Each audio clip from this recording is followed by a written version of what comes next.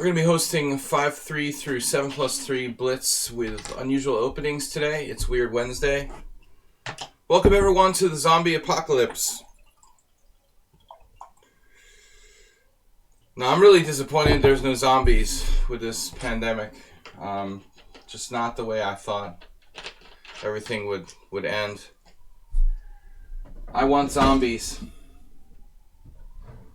Alright, so we're going to get started here. 5+3 through 7+3 challenges. Let me play a warm-up game or two. Should be streaming for about 2.25 hours. The program is 11 to around 1:15 today. Welcome, Masturbate. Good to see you. How's everything there in Las Vegas? Sin City. Sin City without the sin. What's up? So, alright. Play, create game, lobby. 5-0. 5-0. No, increments are not popular today. Here's one. Bang. 5+3. Perfect. Catch 17. Closely related to catch 22, just lower. Alright, let's play a little more d4. We've been kind of neglecting the d4, I feel like, of late. Pretty chilly here the last day or two. I closed the window. Alright, Indian defense with c4. Guys, please check out my YouTube channel as well. Video chess training on YouTube. I'd love to see some subscriptions over there. It's free. Just like and subscribe. The Banco Gambito de Banco. Declined with b6. One of the systems that I play. This is my primary anti-Banco system. g6 right away, one of many moves. And I haven't been playing a lot of d4, so it's kind of refreshing. Actually, probably played more d4 than anything in my career. So, knight d2 is a move here. Heading for the greener pastures of c4. There.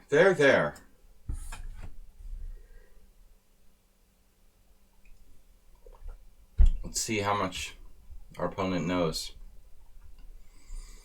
The only good square is c7 in this position.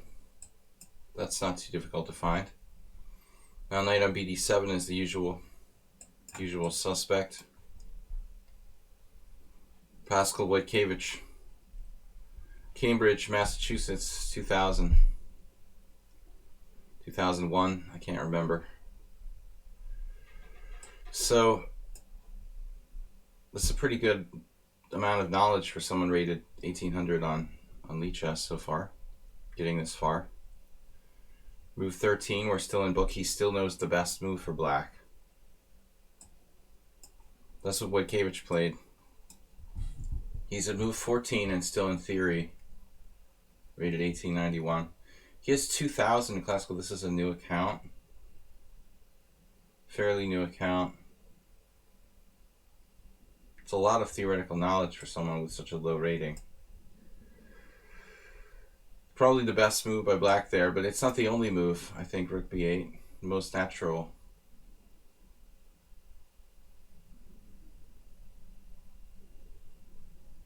Years ago, it would be impossible for a player of this rating to know this much. I'm not sure about this. Bishop e8. It's an interesting idea. Doesn't exactly look standard.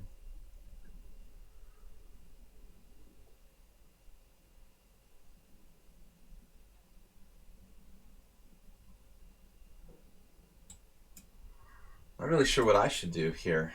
If the plan is this, or what?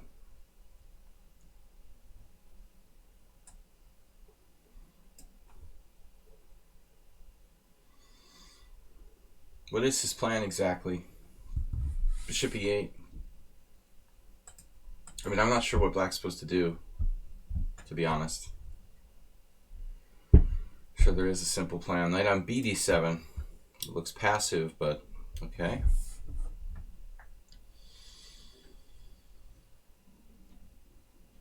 Yeah, I don't know what he's doing. Rook b4, maybe? Trying to play rook b4. Stopping e5. Interesting.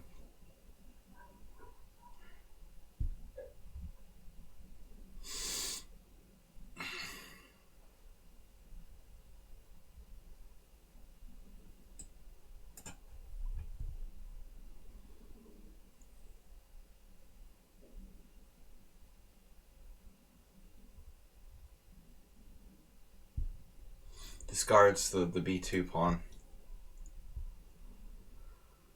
But he can repeat moves.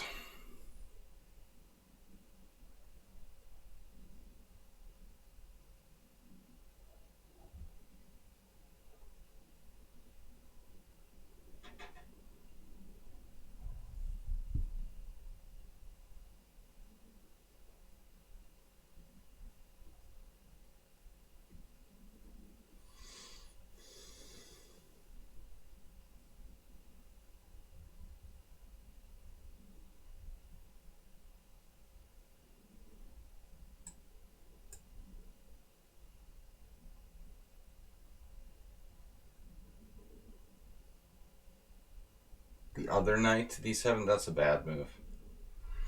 But if knight g4, what do I do?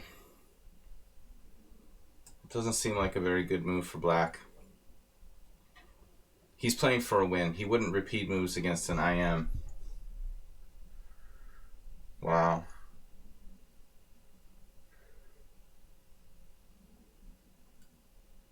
I would certainly repeat moves against someone 500 points higher if I were black, with less space. Now I could play h5. Probably have to go back. So this is semi-bluff.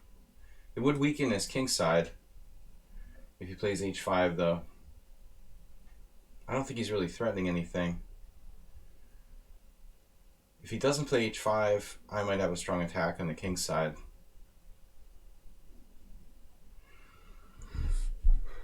If he does play h5, he weakens himself long term.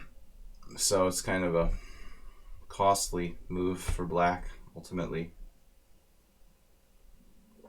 The other move is better, to play knight back bd7. Keeps g4 under control. It threatens to play rook b4.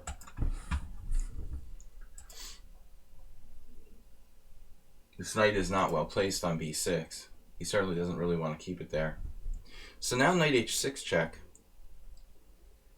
Doesn't really do anything. I have bishop h6. Also doesn't really do anything. Yeah, I like the knight h6.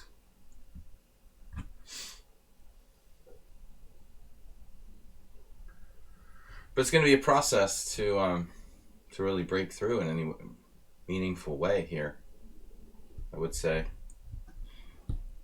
If it's even possible at all.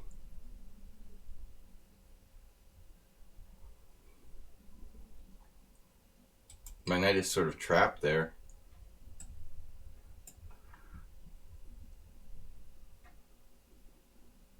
Very strange opponent.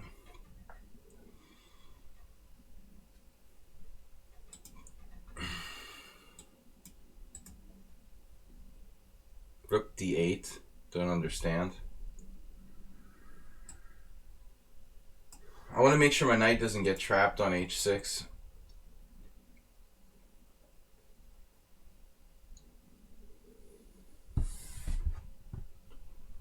What are you doing? At least now we don't have to worry about my knight getting trapped. We're grabbing some space here.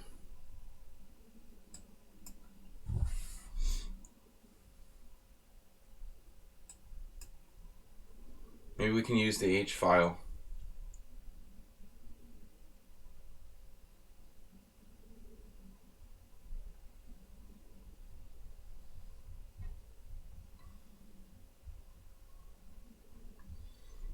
Maybe he's just lucky, but he seems extremely strong for 1800.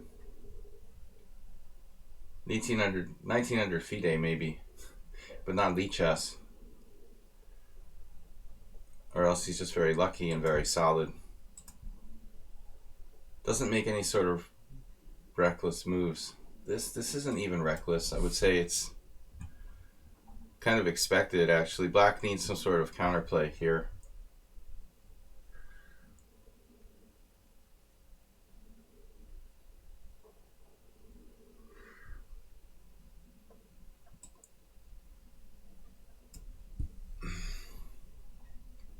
This is always double-edged. I could be backward along the B file. He instantly knew to play that.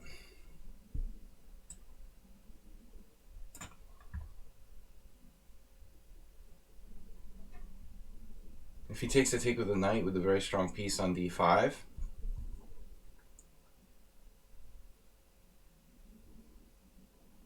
he could play E5 and close the position, but white is better in that case. With a kind of King's Indian.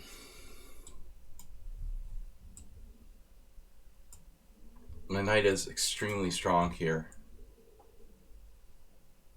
I was a bit surprised by that move. Still, black is really, really solid, even after allowing that. I wouldn't want to play this guy a match. Finally started to creak. He's lost now.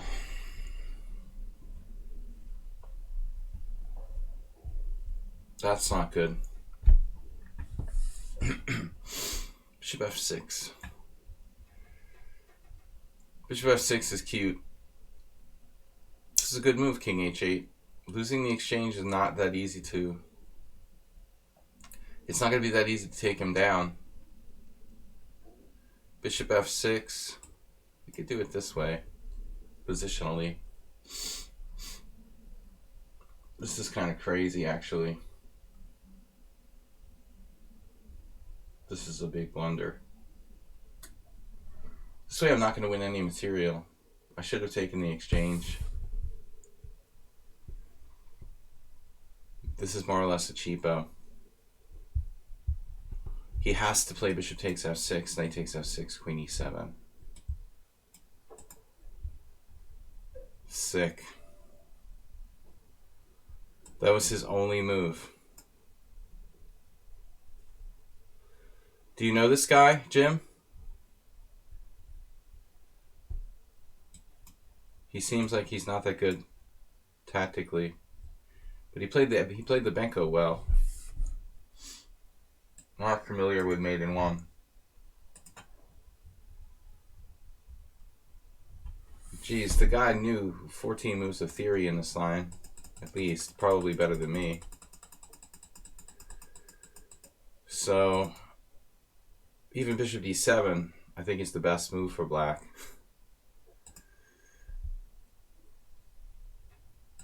And I know this much. We played 14 moves. So bishop e8 was played once. It's a very awkward move. Twitchy. Bishop e8. No, knight c8 is the right idea. That's why you bring the rook across, so you can get clearance and play knight c8. His first inaccuracy was on move 15. It's pretty good. Sometimes I think people peek at the opening encyclopedia while they're playing. I mean, I just have a lot of experience and happen to know this line. It's the only line I play against the Benko. But my first random opponent knows 15 moves of theory, and that's a lot for that level. Knight c8, clearly best. So, bishop e8.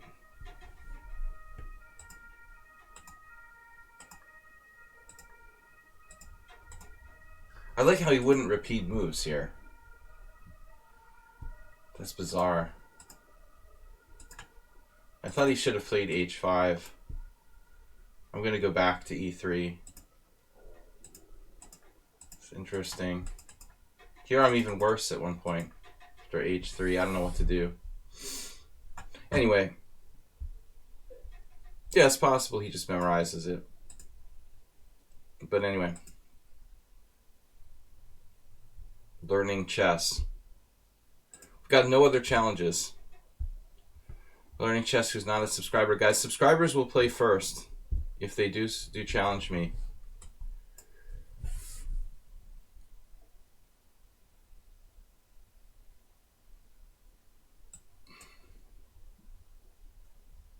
Alms on Twitch. Yeah, take your time.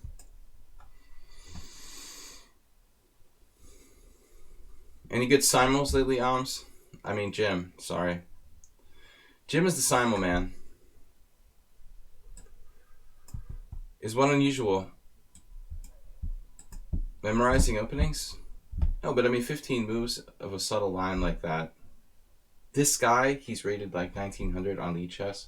How many of his opponents would play that line 14 moves in? You know, it's not really a tactical variation.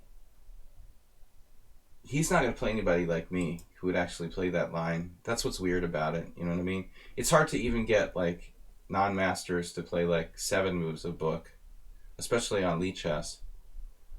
That's why I get suspicious. I think people use the opening explorer to cheat. But maybe not. Maybe not. So the Leningrad, I really would like to find another line against the Leningrad. It's so boring to play the same variation, though this is a mistake. You're not supposed to play e4 in this kind of structure. You always play e3 with white. Stressful lockdown. As opposed to a relaxing lockdown. Everybody's like freaking out by this thing, of course, naturally. Learning chess, not familiar with the Leningrad variation. Basically, the dark square bishop is a very important piece, and when you play bishop g5, like, you don't want to... I mean, I can understand playing e4. You know, you want to keep the diagonal open. The problem is you're going to lose that pawn. Generally, you want to retreat the bishop back to h4, allow g5, bring the bishop back to g3. But you can't do that if you're going to just drop the e4 pawn. Here he's sacrificing his c3 pawn as well. I mean, this is a bit too much. I don't see how white has any sort of compensation for the sacrificed pawn here. Though maybe if he were to have this, we could make a case for him.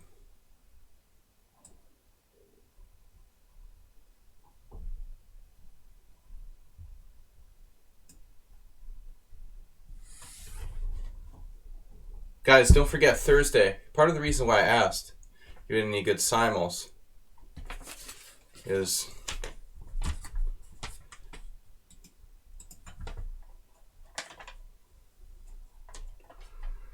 because we need submissions for Thursday's stream.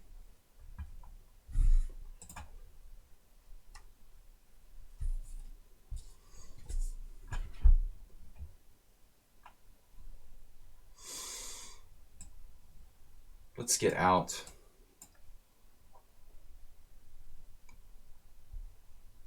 The apologetic opponent.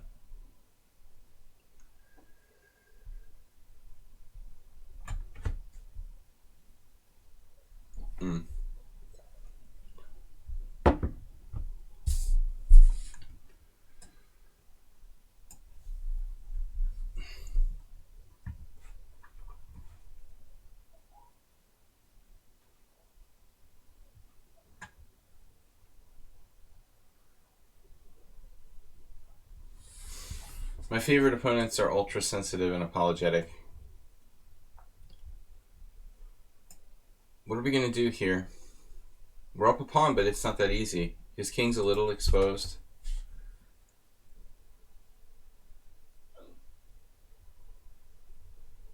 Open file, beneficial to us, probably. We can get access to his king. Even if he weren't down a pawn, I think white is worse.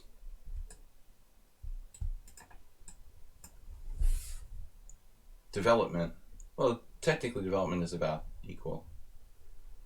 Just if, you know, you consider the king developed on f2. But he blundered. He played blundering c3. You made 3 mistakes, really. E4, bishop takes f6, and then not defending the c3 pawn. But as I said before, I don't understand why people who want to play bullet chess frequent my stream.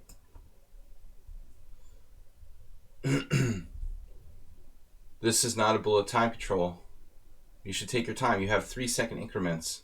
Even if you get down to 0 minutes left, you still can play bullet chess at the end. So why play moves like too quickly?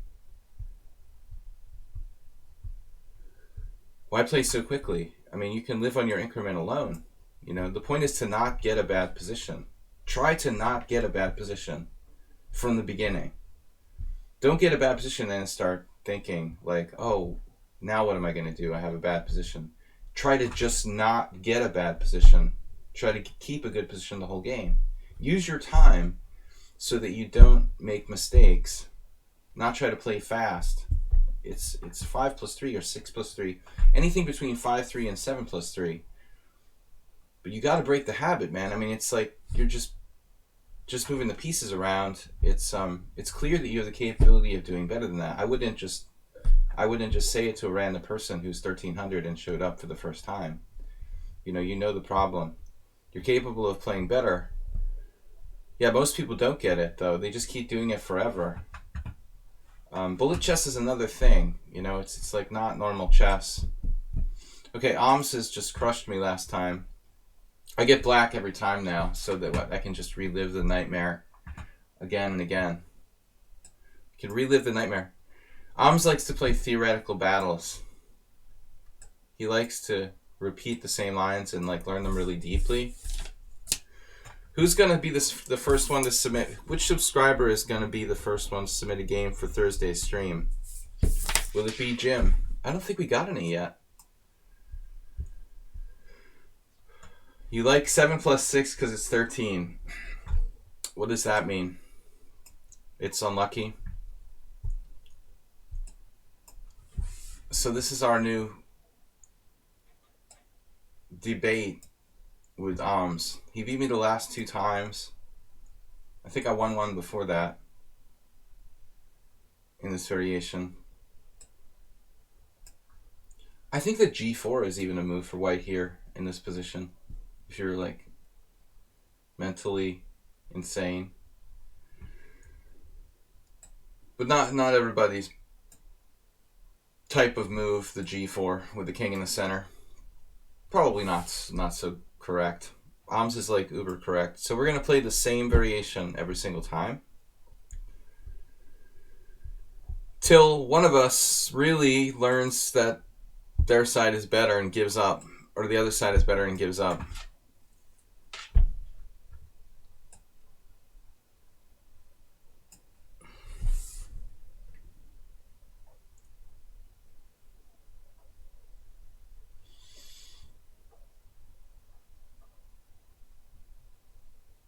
I just keep making mistakes. He knows this more deeply than me.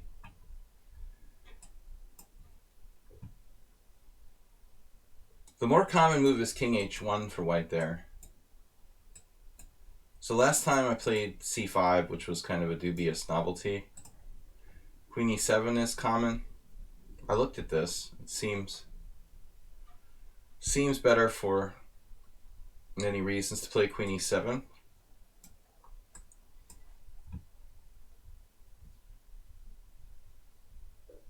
Then I had some new idea here.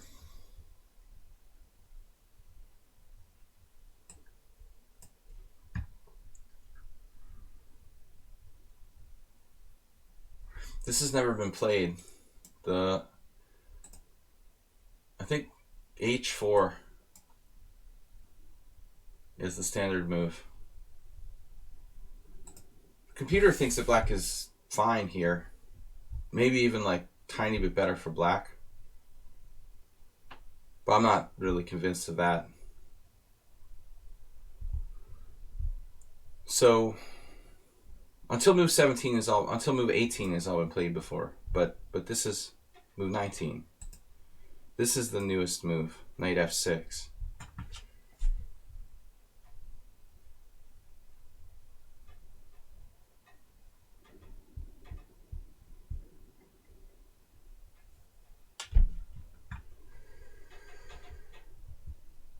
Fesha Campo, you're 2,000 FIDE rating, 38 years old. I want to start with a GM trainer now. Is it possible you think to come to FM title in some years at your age?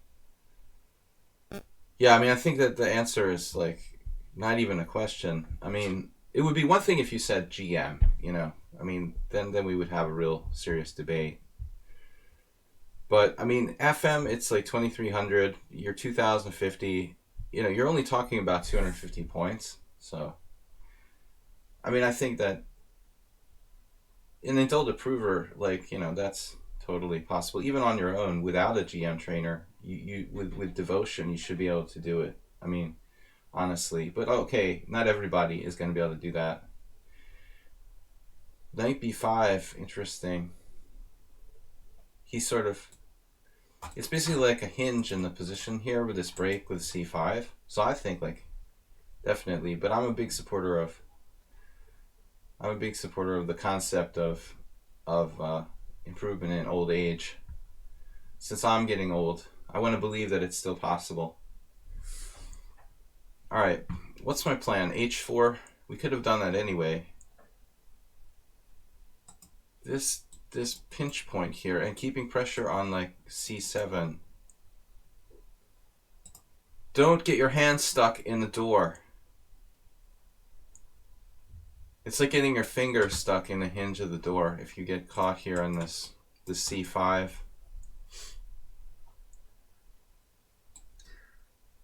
I mean, not a lot of active counterplay for black. c6 is, it's almost like he's trying to induce me to play c6. We've had a couple of games like that, ironically, like c6 and then c5 could be played. It's like he's trying to tempt me into it.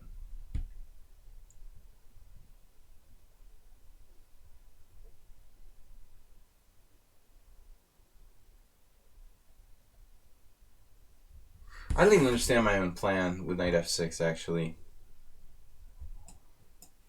Alright, I mean, we'll go back to the classic El Clasico, I guess, here. So the answer, I think, is that, like, of course you can improve to FIDE master level. If you're 2,000 already, it would be a difficult question if you were lower, like maybe total beginner, 1,700. But if you're advanced enough to be 2,000, I think it's... But you'd have to really be devoted. And maybe you have to relearn the game a little bit if you have some bad habits. It depends, you know. So here, coming with knight h5. He's spending a lot of time on these preparatory moves. I mean, seriously. Knight f4. If c5, is he ready to play c5 now? It took him like 8 million moves to get that prepared. Queen g5, king h1, king g7, c5, rook h8. What am I threatening?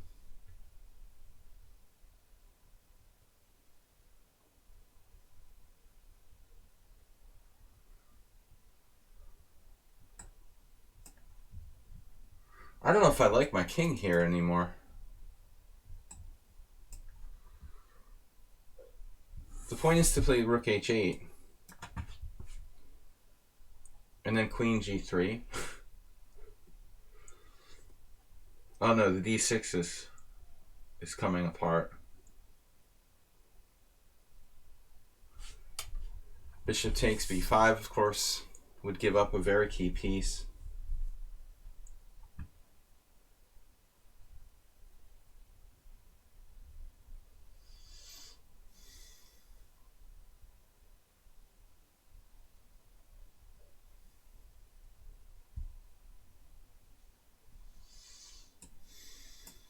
This just doesn't seem realistic for me.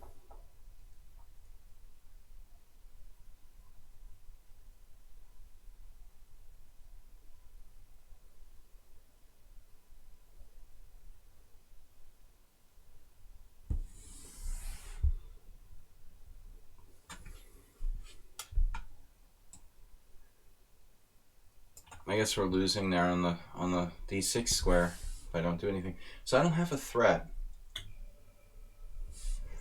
I don't have a threat. I had the idea to play knight h5, knight g3. That doesn't do anything. There's queen g3, which is kind of a funny move. Queen g3 is nice.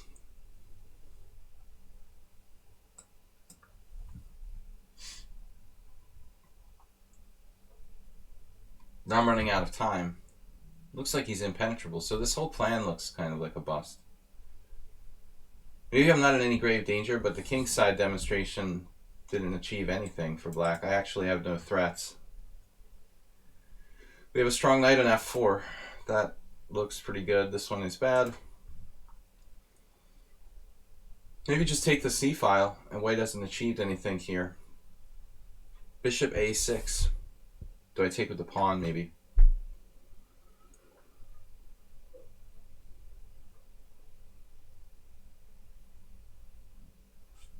Guys, I'm taking challenges first and foremost from the subscribers.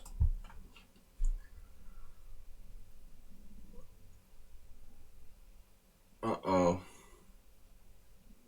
That's not friendly. You're taking away my whole idea of rook c8. Putting that bishop on a nasty diagonal. Bishop g4 would be hard to get rid of it. That is really irritating. Alright, you must leave. So, now I don't have the c file.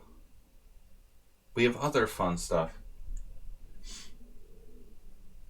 Now his bishop is actually kind of a bad bishop.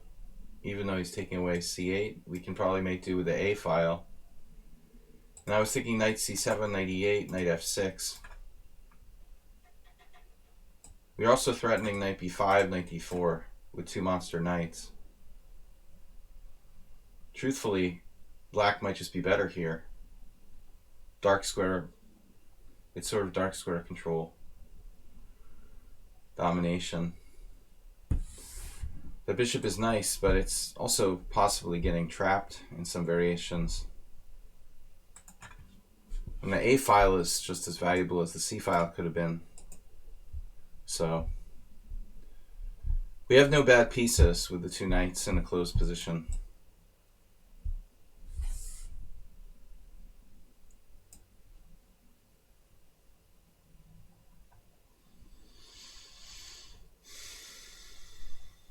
Queen c4. There's the penetration to the 7th rank at some point. And I don't have back rank threat because he has f1 covered twice. So it's not that easy.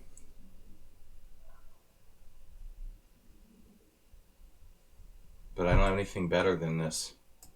The question is, when he comes down on the 7th, what do I do?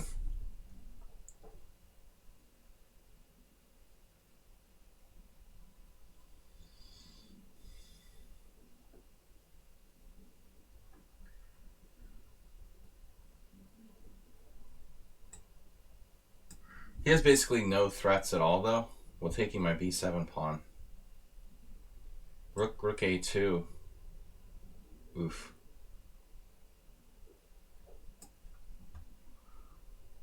Rook a2, threatening knight b3, winning a piece. And then we will have back rank threats. Ah.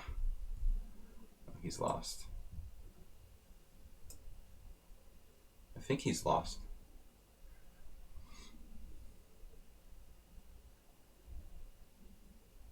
It's an interesting game.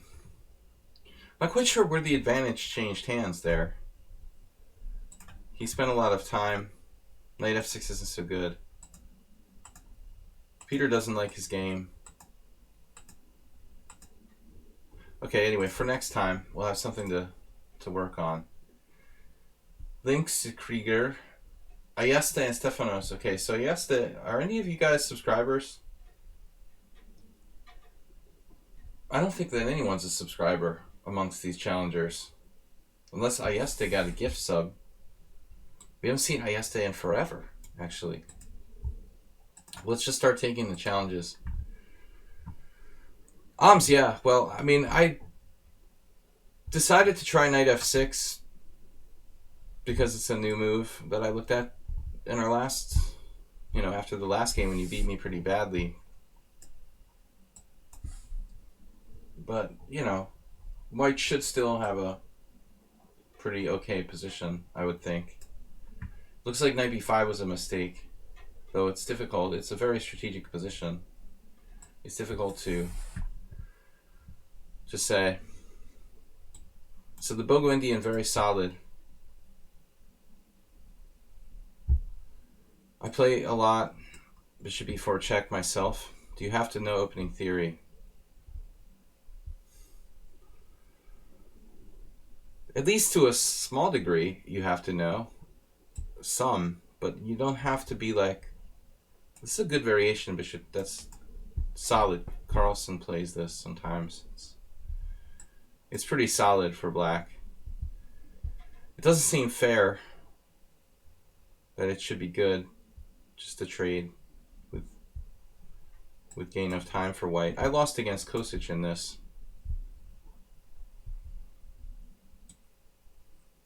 I would play this with black if I wanted to play for a draw, I guess. But playing for a win is kind of tough. Against Kosic, I did something where I exchanged on d5. It seemed to help black because it develops his bishop on c8 for him. I lost. Losing with white in this line is pretty bad. That was like 10 years ago. Probably only twice I've ever had to play against this variation. Bishop takes d2 check, not that common. I can also take with the knight here, but that's maybe more standard. The queen isn't particularly well placed here at d2. I mean, I think if you understand middle game and end game, it's probably more important, but you at least have to have a kind of really good fundamental understanding of opening principles. Even if you don't know a lot of quote-unquote theory, you have to have great feel for the principles.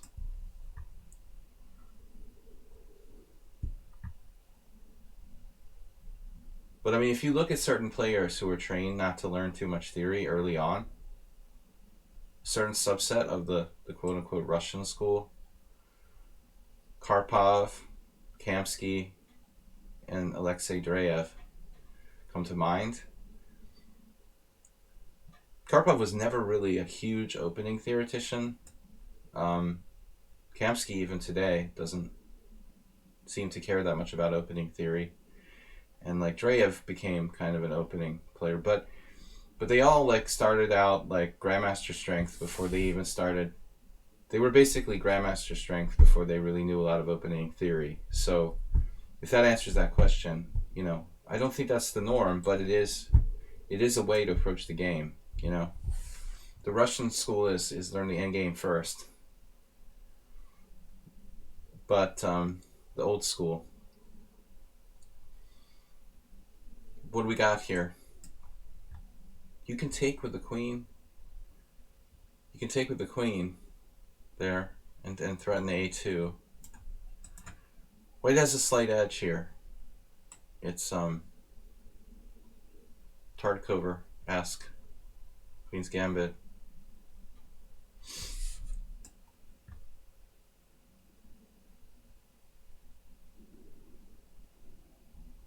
That guy is hosting a simul.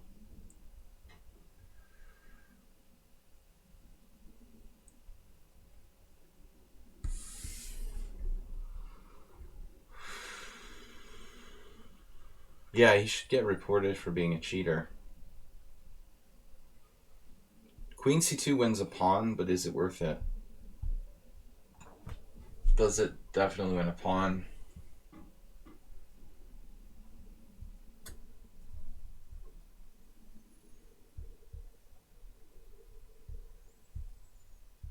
Why don't I play knight e5 first? It's a good question, but there could be an answer. Knight e5, bishop. Where does it go?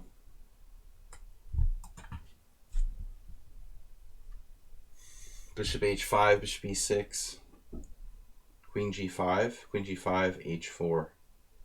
That looks like a game that Jim had. No, that was Morales. I get you confused now that you play the same openings. Now, black is in trouble here. For the low-rated players and himself is 1200 FIDE.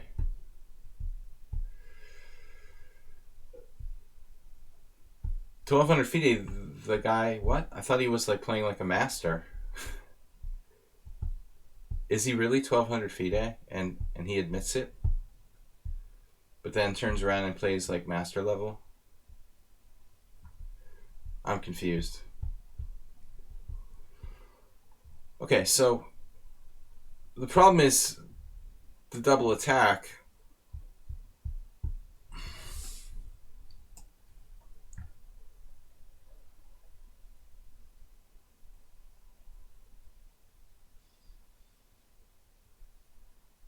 Does black have a chance here? Maybe. There's still hope. I have a nice move though. Castles. Queen g5 castles. Bishop h3 f4. Oops. Conveniently defending g2. That would be his only like aggressive move here, to go for that weakness on g2. But that seems to answer it.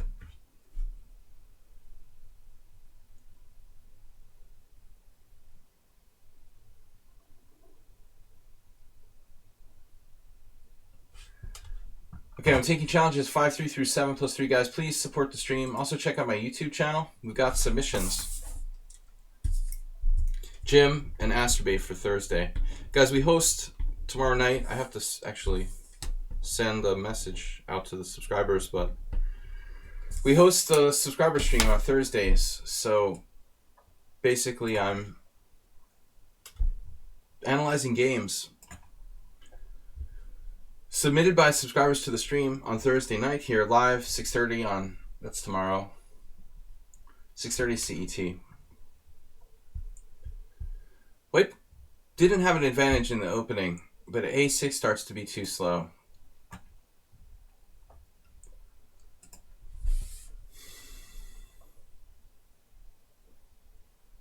I'm trying to remember what Kostic did. I think he plays like queen e7. This is kind of a cool plan. Queen e7 on move 7 instead of a6 and rook d8. My friend from Serbia, who's a GM, he brings the rook facing off of the queen. And that's, I found very difficult to deal with. I ended up losing like an idiot. But again, like very solid variation for black. Truthfully, I mean, maybe in the BOGO, maybe knight on bd2 is the better move, but it's like more aggressive, also more complicated. But white should be able to get some kind of microscopic advantage with bishop d2. All right, f6, kicking me out.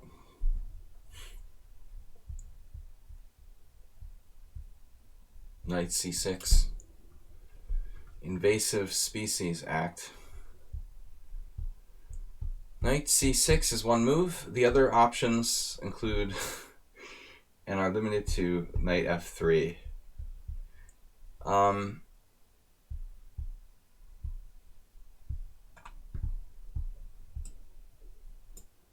He can't take because he loses a pawn, but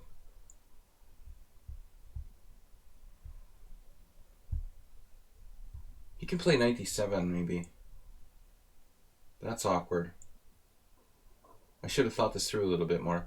So knight d7 check, followed by knight takes d5. Knight d7 check, king h8. But this way we're just simply winning a pawn.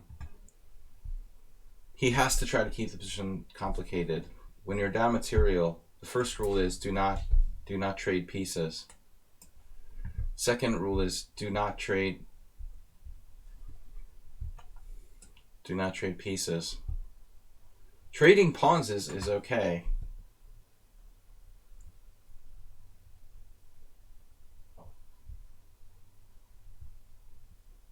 Now he's down 2 pawns. It's just too much. It's a big difference between 1 and 2. Rook e7 was a move earlier. Now we can manage to win another pawn. I try not to be too greedy, you know, grabbing this third pawn. Or forcing a trade of pieces, which is better. Rook d6 forcing a trade of pieces, or getting greedy and grabbing a third pawn.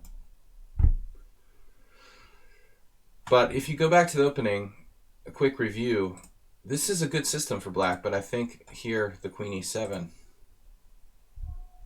Yes. The queen e7. I mean, it's not really an obvious move at first glance. But Magnus has played this. Aronian versus Carlsen, draw. Nakamura, Carlsen, draw. Bakro, Carlsen, draw. Those are all older games, though. People play this variation basically to try to trade a couple pieces and see if they can draw. I'm the only person who ever lost with white. 1,000 draws. Look how many black spaces there are on the graph there. Alright, so anybody who's a subscriber? No subscribers. Ayeste. 2 submissions, Jim and Astrobate for tomorrow's stream. I'll send a message out to remind everyone. Subscriber stream tomorrow night. The game you submitted is like 70 moves. Just make the first 30 because it's pointless.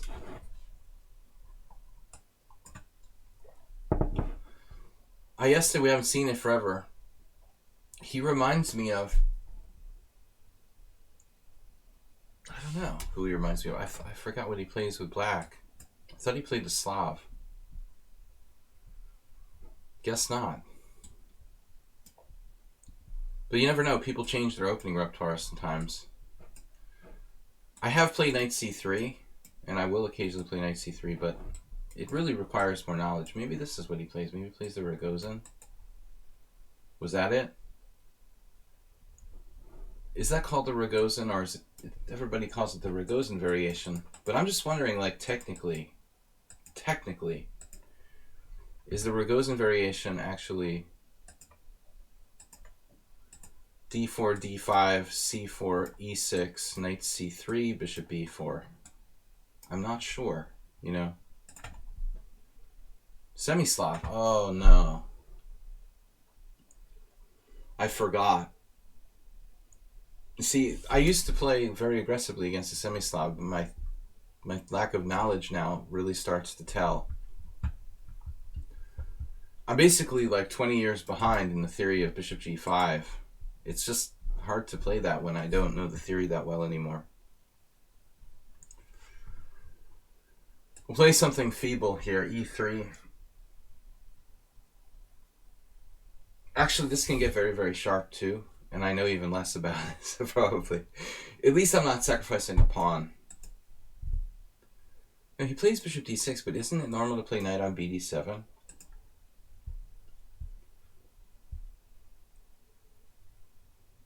That's weird. Maybe it's not the difference. Strange. I thought that knight on bd7 is far more common. Does it really matter? Probably wouldn't matter whatsoever, would it? Does it matter in the instance of bishop d3? Is the Marin not as good now? The Marin isn't good now, or as good. Do you necessarily play bishop d6? Maybe it limits black's ability to play the Marin. e4 is possible. Is this a variation e4, e5? It's the Kali system. Something feeble. I had a student who had a game like this. We went over last week, and I thought maybe I could get the same position. Something almost identical to what he got. It's not Mr. Coffee, was it? Wasn't Mr. Coffee. Who had this variation that I studied with recently?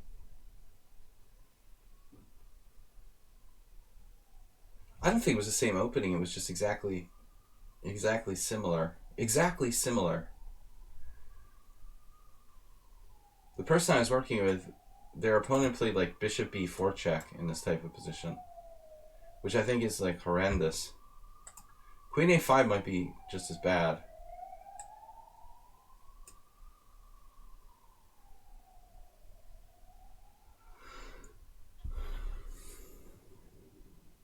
Queen a5 is always bad.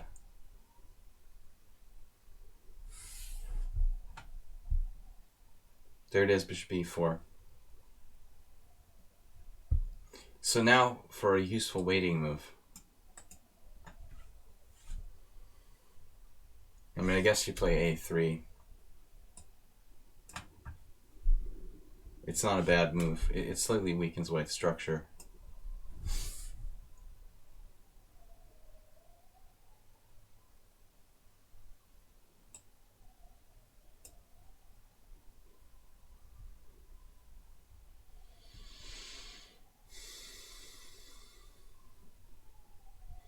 Better endgame.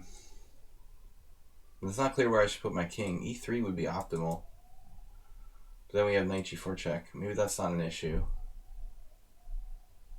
Not a non-issue. Although on e3, any sort of c5 would be met by knight d5 check. So I'm not sure where I should put my king. Seriously. And he's coming with rook d8. It raises some interesting questions. There are other options like c3 for the king.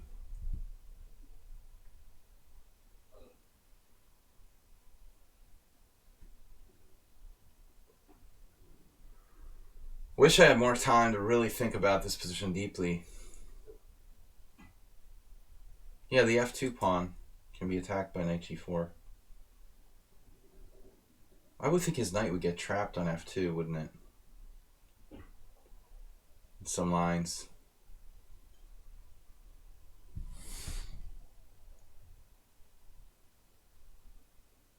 Having a strange deja vu here. Speaking of feeble, like h3, it's an attacking move. Make my decision to put my king on e3. That knight check is kind of irritating, should it ever occur.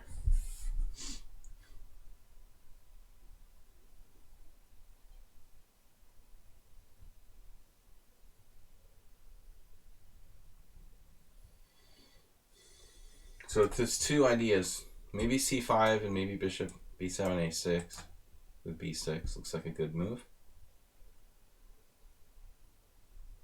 Knight e5.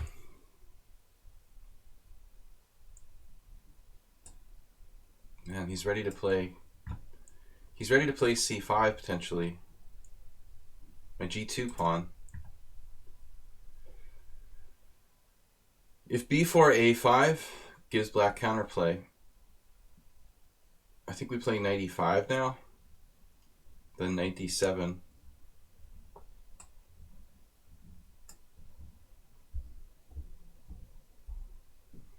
Better king for white. Should be relevant. Queenside majority. Not b4.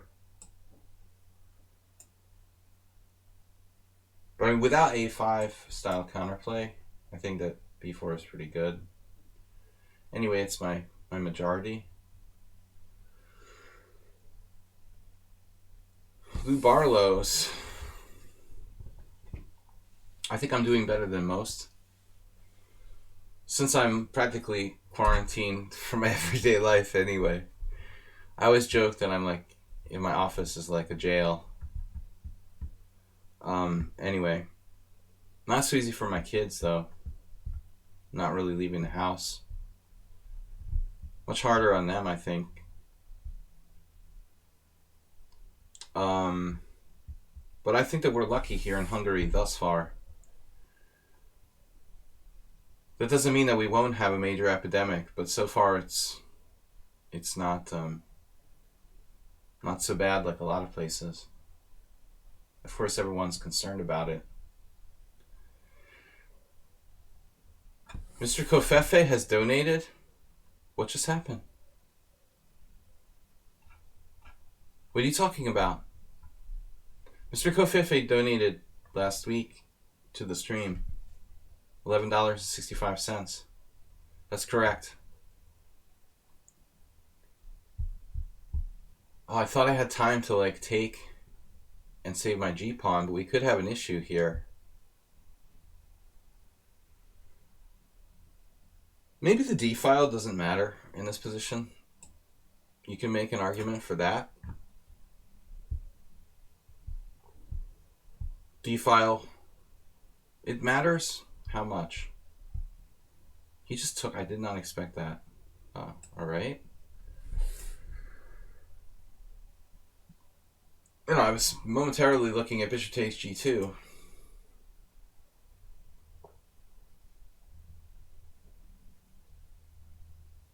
Now I've got open control of the D file.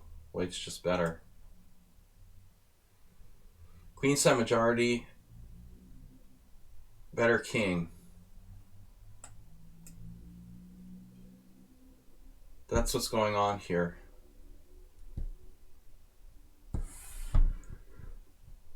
I guess I probably should have played G4. It would have created very nasty tactical threats of G5. So G3 was a serious mistake. Too passive. In fact, I should probably play it now. That was just an outright blunder to not play G4.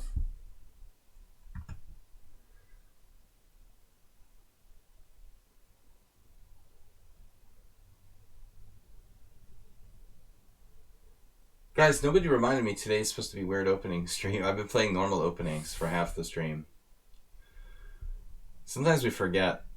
Normally the theme on Wednesday is playing usual openings. Nobody reminded me. I've just been like playing standard stuff.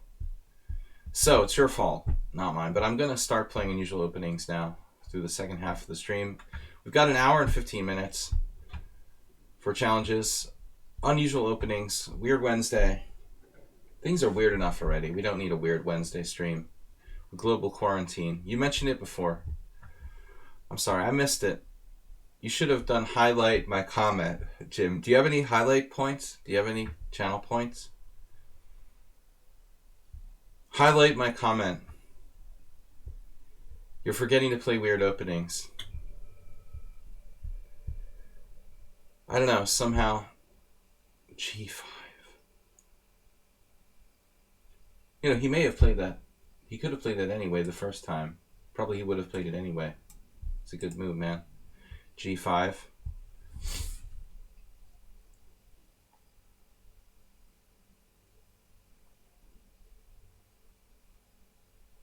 Second front. No rook H1. Oh my god, my time.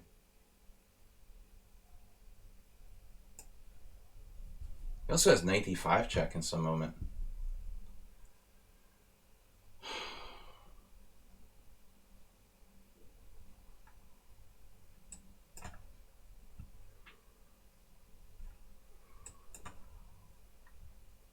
This isn't gonna work, is it?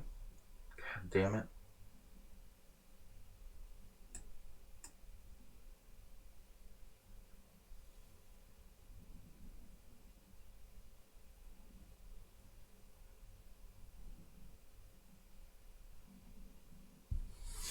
I forgot how big a problem the time was here.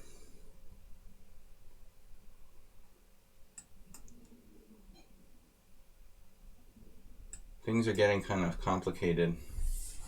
This stops b6.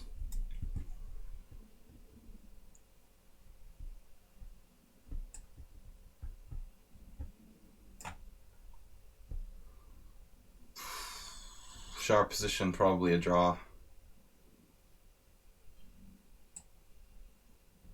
b6?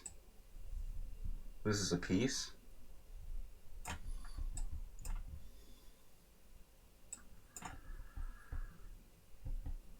Uh-oh.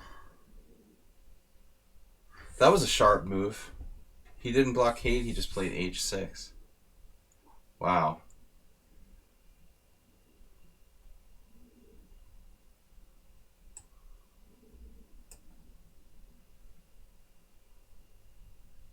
Yeah, you better not try to win.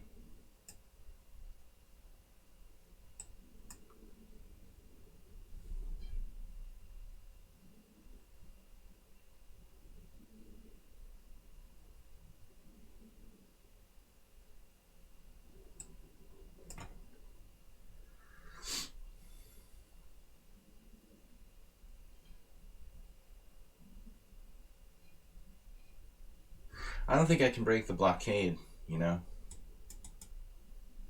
Here, I messed up.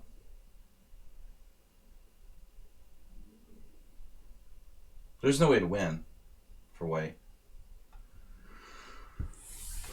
I can lose, probably.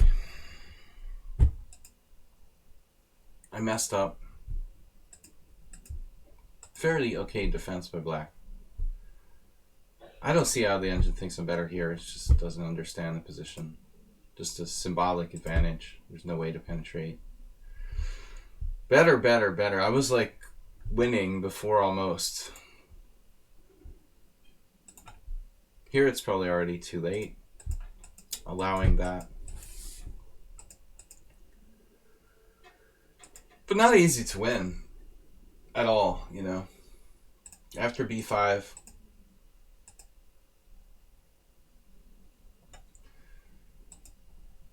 This position was my first, like, very stupid move, g3. I mean, on g4, he's going to play g5 anyway, I think. This is a much better version of what happened. I was just too hesitant due to time. Yeah, someone mentioned 97 check at one point. I don't know, there's this pawn, but he probably doesn't have time to take it. Yeah, I had a really good position. Okay, guys. Not too many subscriber challenges. Imre is usually a subscriber. We're going to take that first. I'm not sure if his subscription is up to date. How do I even know that Imre is a subscriber? Do we even know? I'm not sure if I can even see my subscribers, a list of my subscribers. Anyway, whatever. Yeah, welcome. Thank you for the game. So, weird openings. We're starting now for an hour and 15 minutes. What shall we play? Something with black in classical. The Elephant Gambit. Let's play the elephant. Mark Hebden. He played this against me in Blitz. It's like bishop d6. It's possible to take with the queen on b5. I guess e4 is probably the main line, actually. I don't know how sound that is. e4, queen e2. Does that seem right? I don't know. I'm not going to pretend the Elephant Gambit is a sound opening. I faced it like once. But I'm not sure bishop d6 is considered to be the right move. It's a move. I think Asterbate should take up the elephant. Now, Imre reacted a little bit passively. With d3 already, I think it's possible that white has no advantage. Not even just possible, but certain. White no longer has an advantage after d3. We could try to be aggressive, but I mean, objectively, I think knight f6. Maybe white still has an advantage. Alright, I'm being a little too harsh. Of course he has to play knight c3 now. Maybe he still has an advantage. Yeah.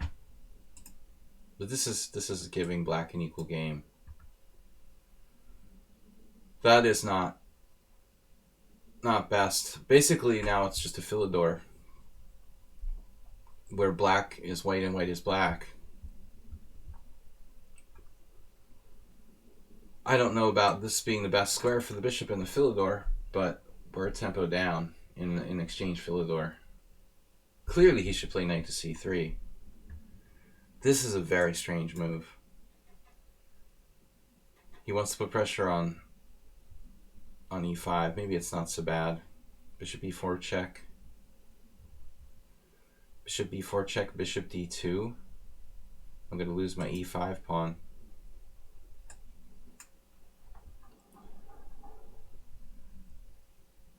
Dubious setup for white, but it's not that bad. He'll play bishop e2, knight here.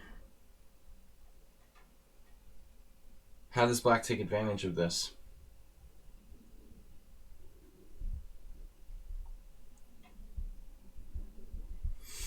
Kingside. I think this kingside majority. Jim, thank you for the donation. 100 bits from the gym. Don't forget to go to the gym. At home. Castles. So what about d4 happening? Delayed d4. I think that's an issue. But I really want to play f5. As I said, my only chance to play for an advantage seems like the kingside majority in a way. But I'm concerned about d4.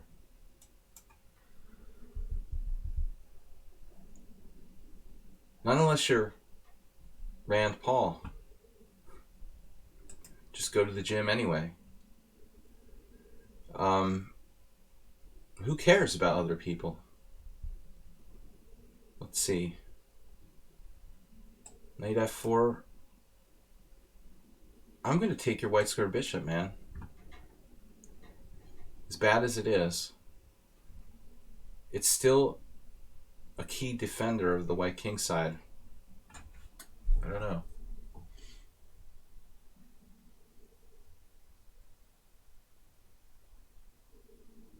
Here comes knight c4. So we want to develop as actively as possible. Knight c4 is coming.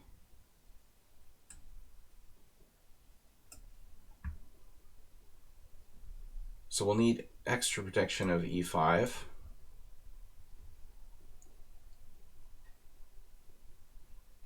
And it's controversial taking that bad bishop, but it's something to do with our time. Rook e1. I mean, he should have really played rook e1 already. Rook e1, bishop f1 would be a normal plan, but in this situation, I'm trying to kind of discourage that. Please weaken yourself. Passing glance at sacrificing a piece now. It's worth thinking about. Knight h3, take. Kind of unconvincing. I wonder though if this is a serious mistake to play bishop h5. Should I keep my bishop in line with the h3 pawn for a future sacrifice?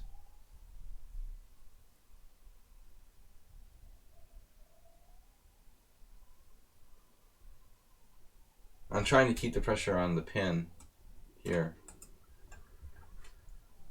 Knight e4.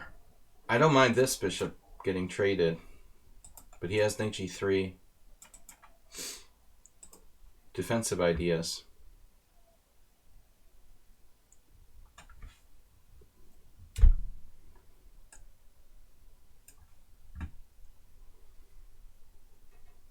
New sacrifice concept.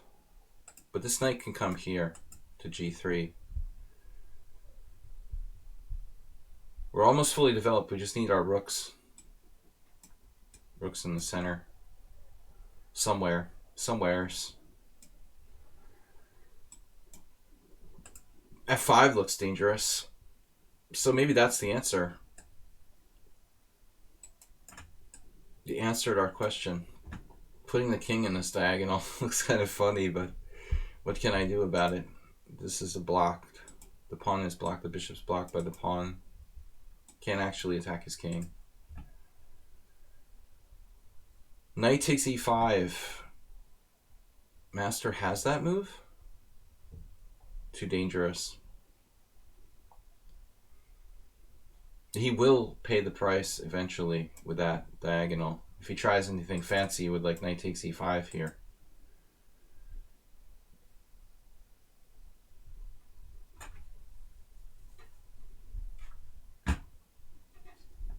But now we have to think, because he might have this tactic.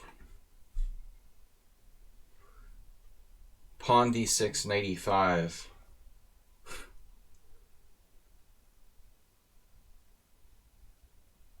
Pawn d6, pawn to d6. Pawn d6, knight e5 actually works for white. Funny, haha. That's not funny. So I have to take with the queen, which wasn't really my plan. I would prefer to build my center. Build the center. Also have to watch this. Bishop A3 traps.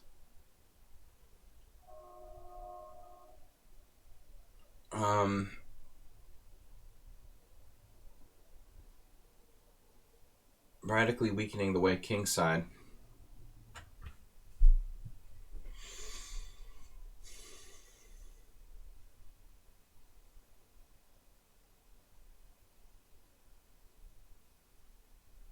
Wow.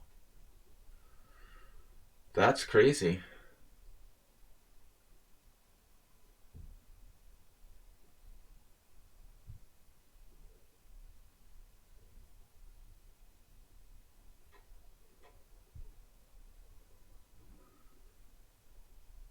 You know that's not a really safe move for white.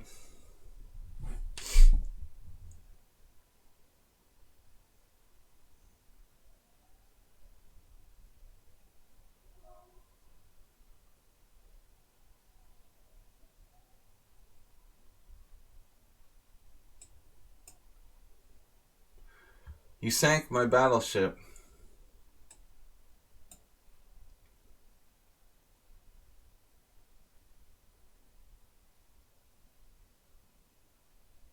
I can't believe that white can survive this. Maybe he can?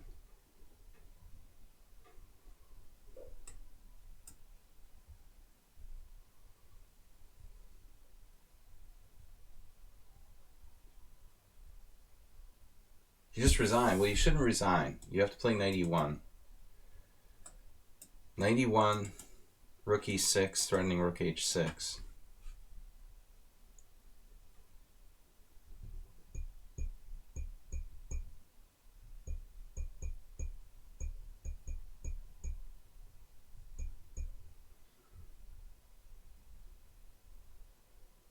Yeah, doesn't look good. G4 just loses. But if I don't have rook e6, you know, or a rook lift of some sort, I'm not sure. If you put this rook on a8, I mean, I'm not sure if it's enough.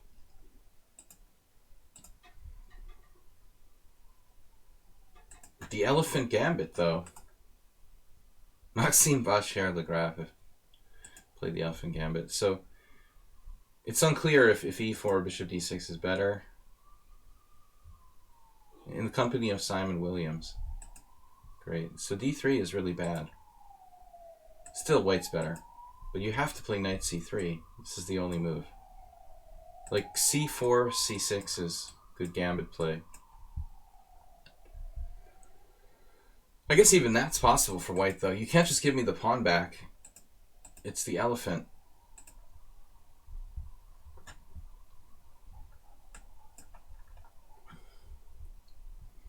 The elephant must be accepted and kept.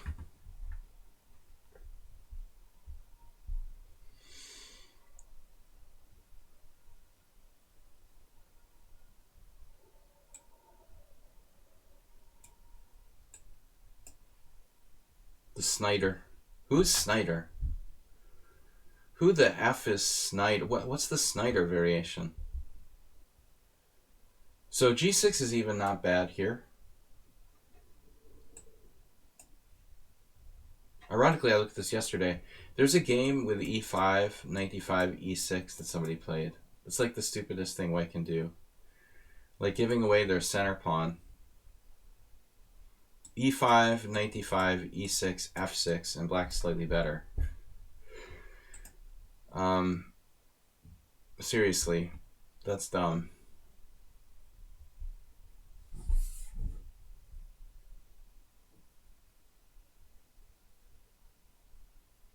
Jim loves b3. b3 lovers.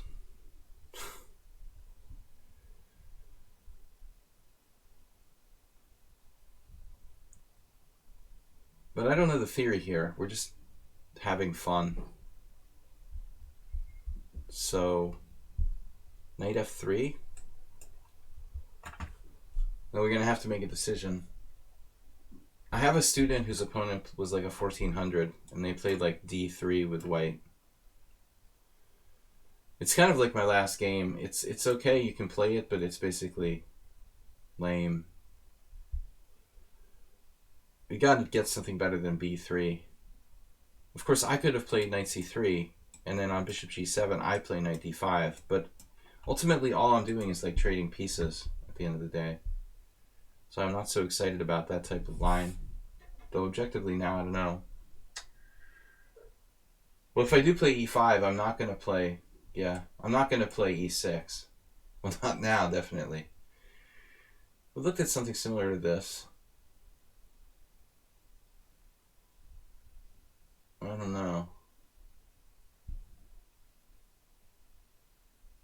Maybe knight d5, bishop c4. I was thinking about knight c3.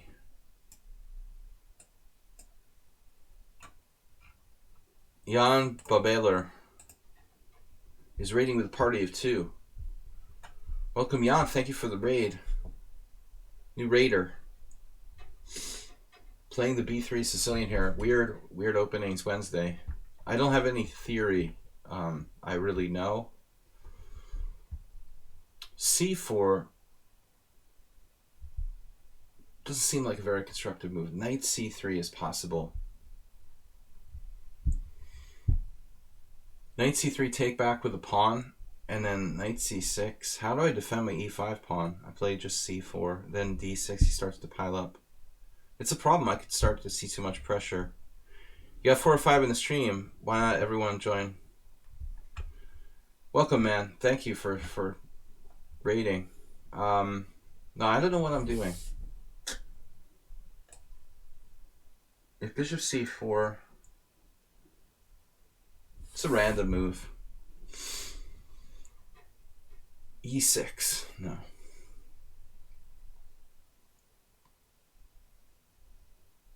You know, this reminds me of something. English defense I had the other week.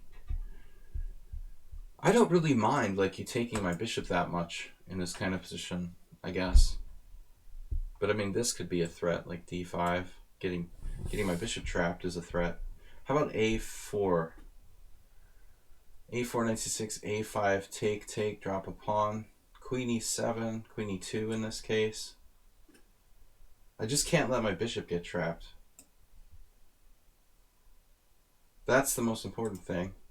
This must not get trapped. Maybe I could try tactics like h4, h5, caveman. You've got snow falling for 3 days. We had snow 2 days ago in Budapest in the morning for a couple hours. It was really weird. I've never seen snow in Hungary in March. There's a lot of snow. You must be much further north than me, but still, queen takes is possible.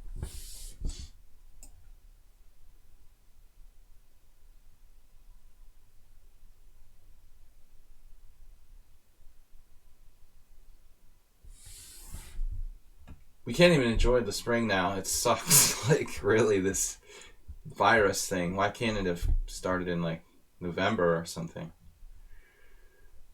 Now we have nice weather, theoretically, and we can't even enjoy it. Alright, queen b6 could happen at some moment. I've got to be able to keep this pawn protected. It's pretty well protected, actually. Knight c3 is an interesting move. Interesting. To meet queen b6 with rook b1. And ultimately knight d5. Now knight d5. And if d6, I take, sack a bishop. Could just play rook b1 there. This is getting a little weird, like knight d5. Knight d5, d6, takes.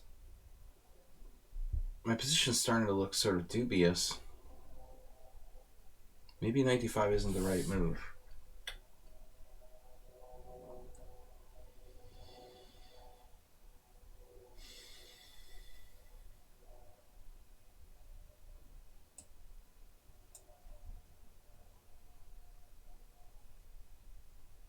Black's played great. Despite his bad score against me, Stefanos Kappa seems really strong. We don't really know much about them. So d6 here, black's fully fine. I'm actually concerned about bishop g4. Maybe you could even sack a pawn there. A little over the top, but d6, pawn takes pawn. Just pawn takes pawn is strong, black is better. Jesus.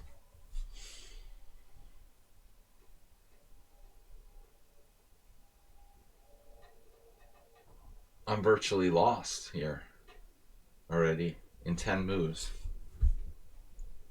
Virtually lost. It's amazing. He's an expert on the black side of the b3 Sicilian. Nothing to do. Just toasted. It's game over, man. I mean, I'm just lost here. I should have played knight d5.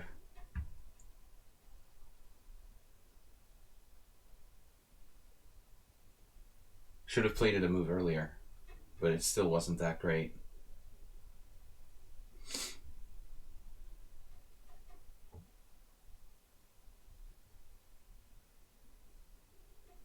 I guess I can try to find a way to sacrifice a pawn. Even bishop g4, h3, take isn't that clear. Like bishop g4, h3, bishop f3, queen f3. Actually, it's pretty clear. He's just winning a pawn.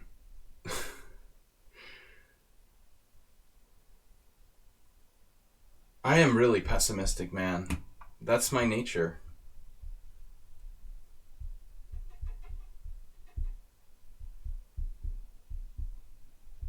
But this is a reason to be pessimistic here. I know the true evaluation of this position. You know, part of it is playing a lot of strong players, like in the last 20 years.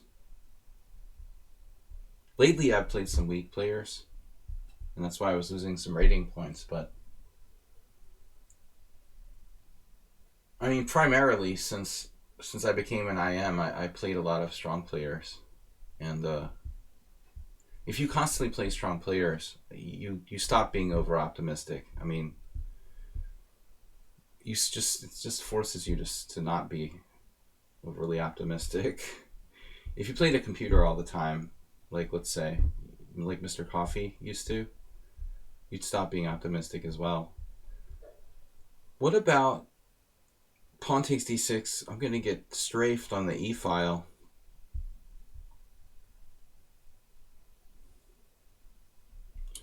Though I can block with knight e3 in some positions, I'm still getting buried. So basically I can play h3 and lose a pawn. Take on d6. And then take on g7.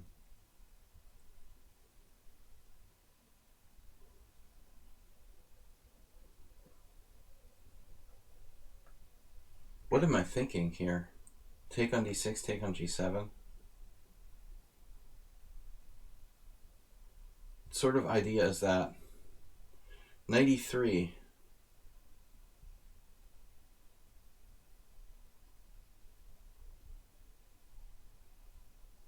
I'm not exaggerating here. I mean, who is Stefanos Kappa? He's a murderer. Who plays the black side of the b3 Sicilian perfectly? Damn.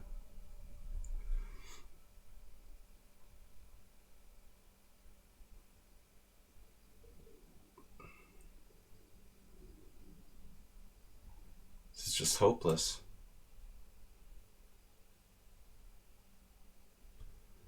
The only thing I can do is just lose a pawn for nothing, you know, have a lost position.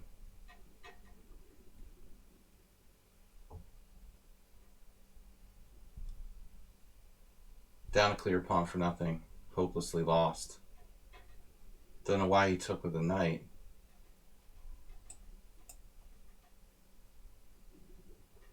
Terrible blunder by black with 3 minutes left. I mean, after pawn takes pawn, it's just game over. There's tons of time to think about it. Now I could play rook takes. I mean, even rook takes b7 isn't that bad. Probably ought to take it.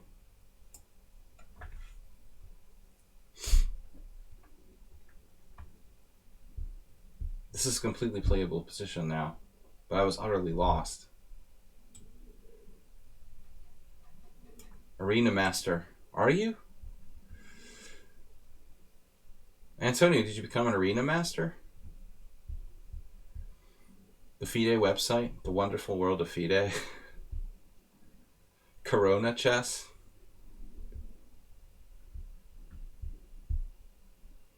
Man.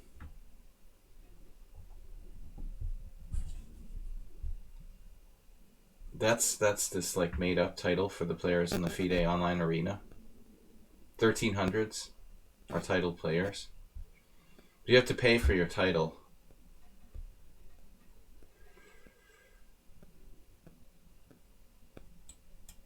Like 1800s are arena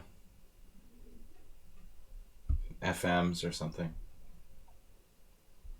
I think I had a student who was like 1400, who's going for his title. Asterbay would be an FM on the FIDE arena, probably. I've never logged on there. I wouldn't feel okay with that. Like, I'm very anti-FIDE politically. But,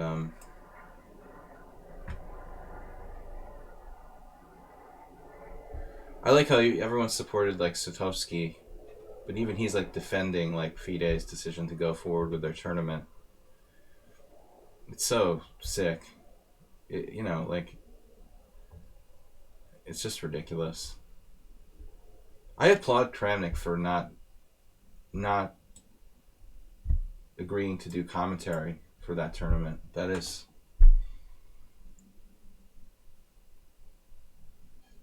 a really respectable decision. The whole world is in like chaos. They're playing chess in like Ekaterinburg like it's completely normal. So I don't want to lose my stuff here.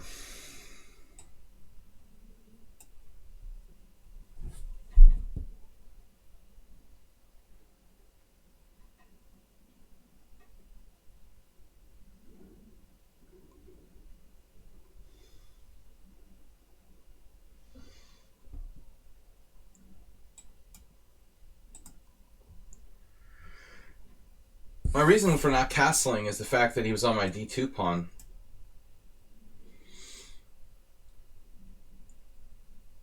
And that's part of the whole center of my structure.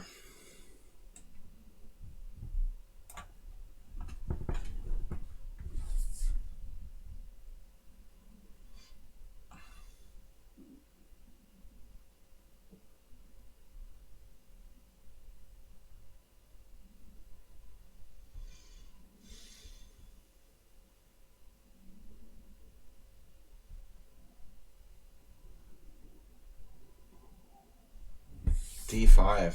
Wow.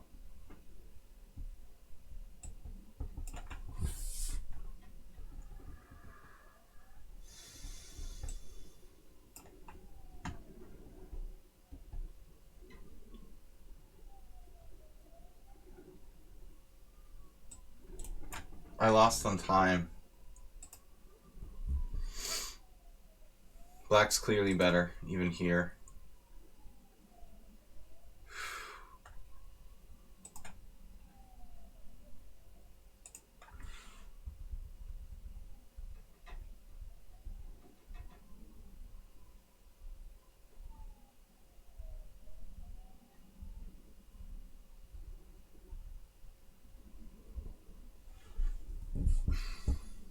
I could have castled here, but even so, my position is really bad.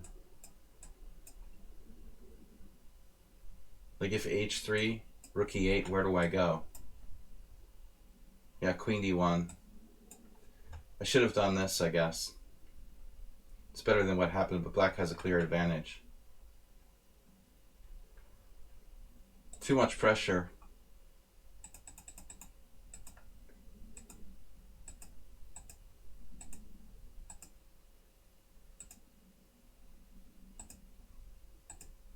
It was well played. I mean, even now, I don't agree. You know, I think white is worse here. The engine thinks that white is equal, but it's much harder to play white. There's a threat of bishop h6. If my knight gets kicked away, like h5. Let's say like h5. Knight f2. I mean, this is extremely unpleasant for white. Much harder to play for white than black in this position, thus losing on time. I don't know who Stefanos Kappa is, but he's very, very strong.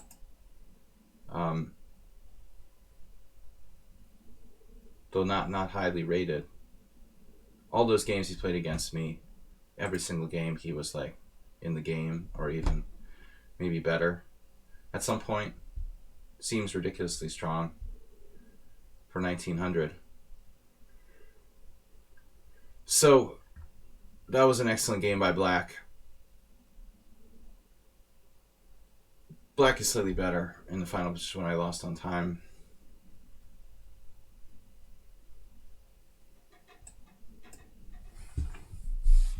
Yeah, maybe my first loss, but every single game you have a good position against me.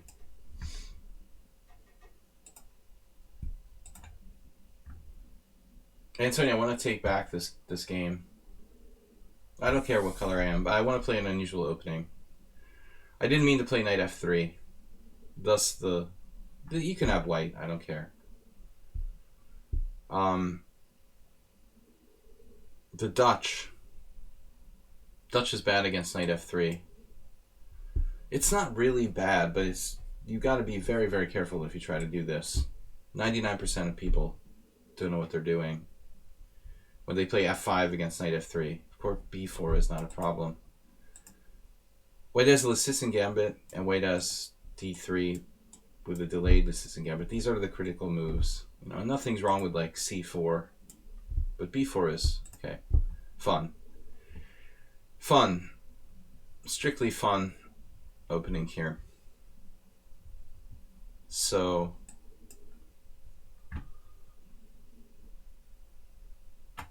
reasonable, but you know, clearly like the Dutch and the Polish are risky openings. I think the Dutch is better than the Polish. The Dutch attacks the center, you know, I mean, b4 doesn't influence the center. It's not really a good opening. Now, this is interesting. a6. It makes it hard to develop my queen side here, for real. So a6, a4. I need to find a creative way to get my knight out.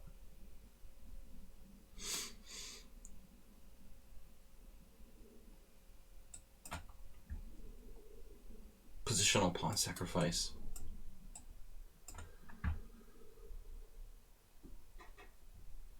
And c6.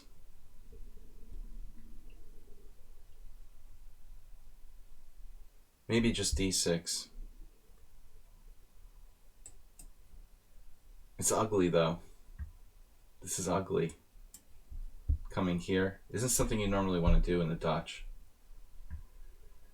I've got to watch this square. I don't really like this. My other option was to play c6, which is probably a better move than I gave it credit for. It might even be blessed. It's blessed. Holy water will cure the coronavirus.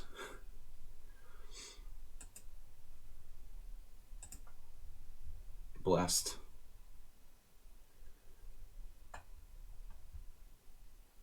Now the c4. And I'm going to have to watch the white squares.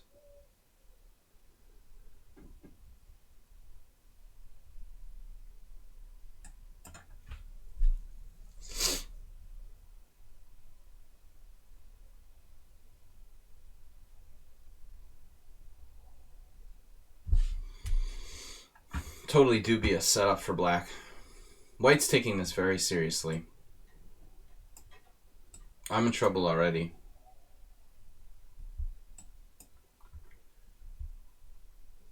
What am I going to do about the e6 square?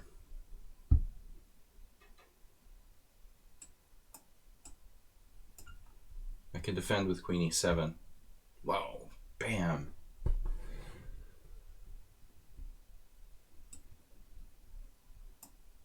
We're already in trouble.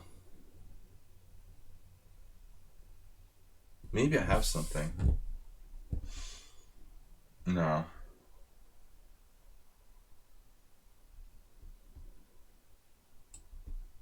I have knight f8.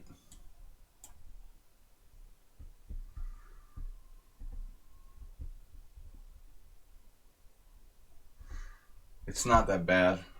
If knight g5, knight f8.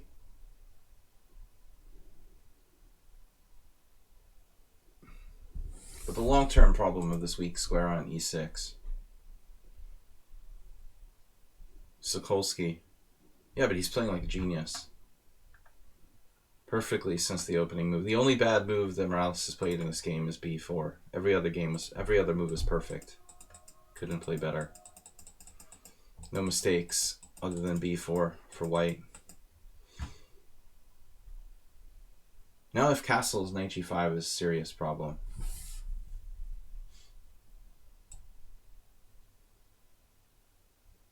This drops a pawn.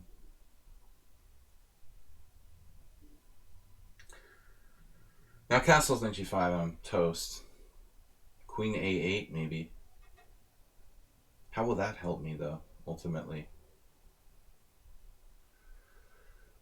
How am I going to defend that g5 weakness? Going to lose on time again? Okay, knight e4 takes c5. I could sack a pawn on g7. It's not sound. I can't just give up the g7 pawn. Virtually lost already. Oh, he's just exaggerating. Okay, right. I'm exaggerating. It's almost lost already.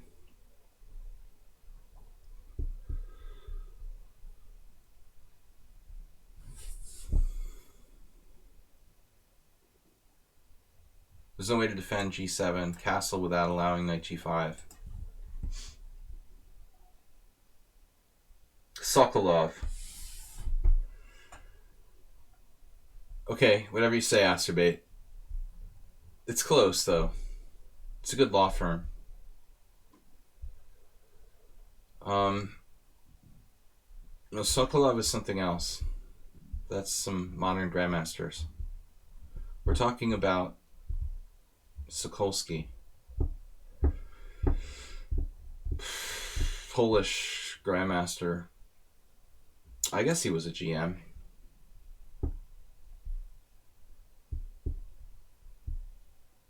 Just want to resign.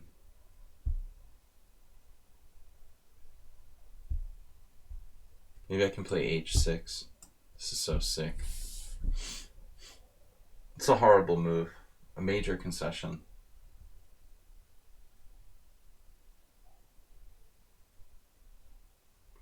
I'm sure there's a lot of pianists named everything. Just a lot of pianists, period. Especially, like, Russian named ones. But that's a very common name.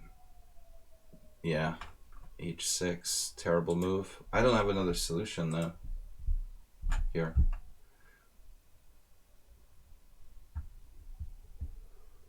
But my opponent is a monster who should be like 2300.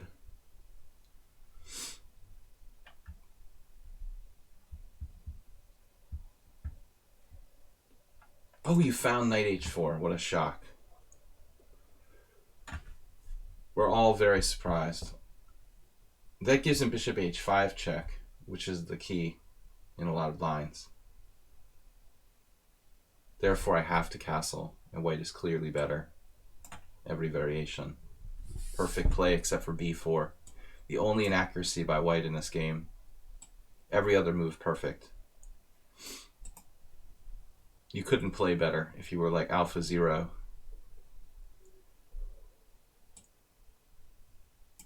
He made one inaccuracy. That's it. Played by well, against D4, they called it the what's his name? It was American Master. What is it? Knight F3, D5, B4. Saint-Cyr. Clear advantage to white. Maybe black can hold the position, but it's very unpleasant due to the weaknesses. But this is not really, even an opening that Morales plays. So he's amazingly flexible.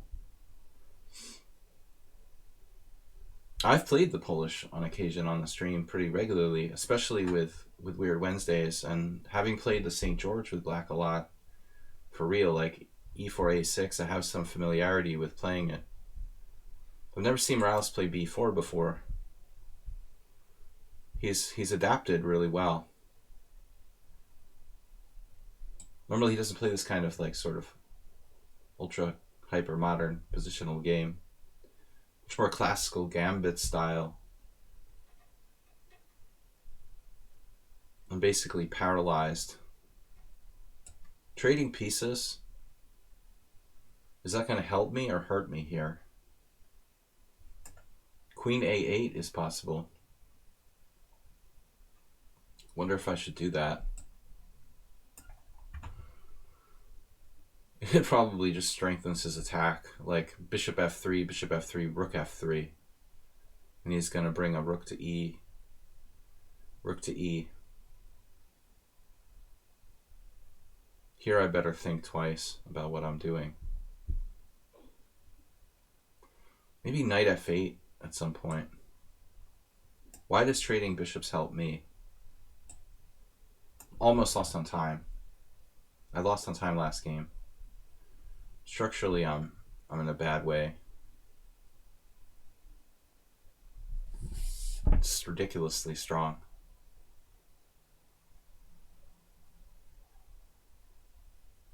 Morales makes IMs look like toast.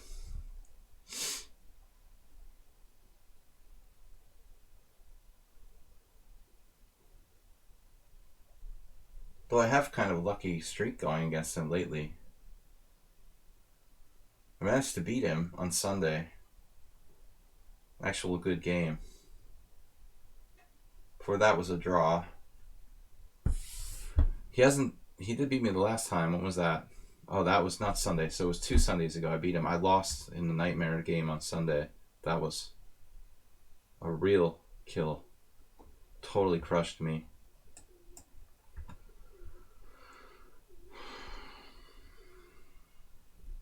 This capture here will definitely bust my pawn structure. Black has to be slightly worse after that. Just d takes c5. I guess I take back with the d pawn. I'm surprised he did that.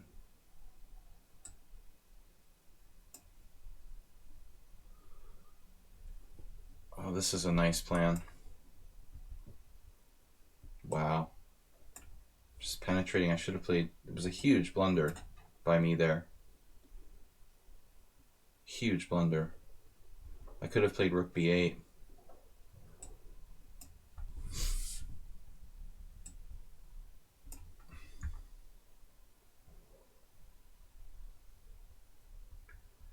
Bishop h4.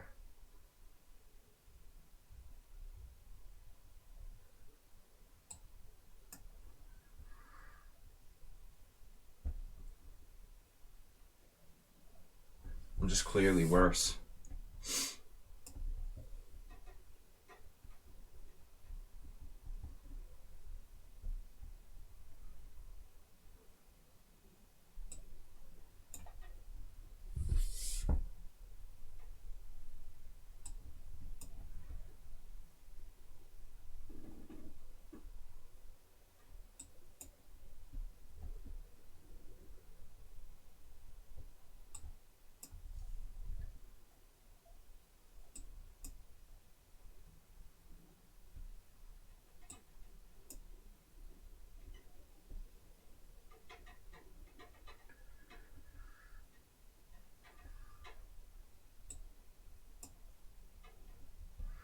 I don't know, it might be better here.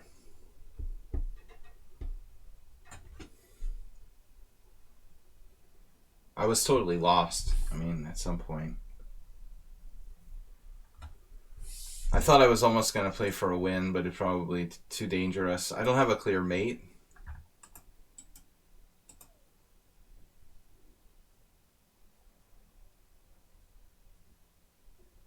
Good game. But I mean, I feel stupid. I was worse the whole game. Very lucky not to lose. I was winning. I was winning. I didn't see it. I don't see it. I still don't see it. Knight g4 I wanted to play, but I was afraid of leaving like this back rank, you know, leaving my rook hanging. It's fine and good to play this move with 3 seconds, but where is my threat?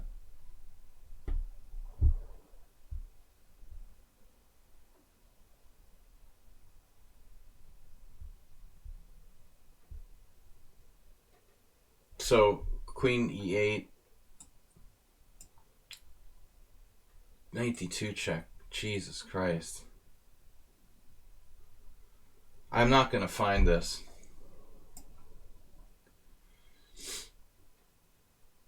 Look at that. That's awesome. I was sitting there looking at knight g4 and didn't see what I'm going to do. Knight d2 check.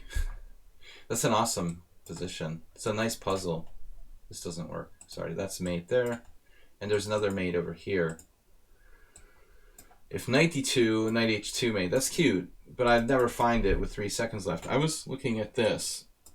And like knight e3. For example, this is what I would have played if I had played anything. And the computer shows this is a draw by repetition. So I mean, it's easy to say, oh yeah, black's position is winning, but not so easy actually. This is probably the strongest here now, knight g4. I should have played it. I got this position with queen e2.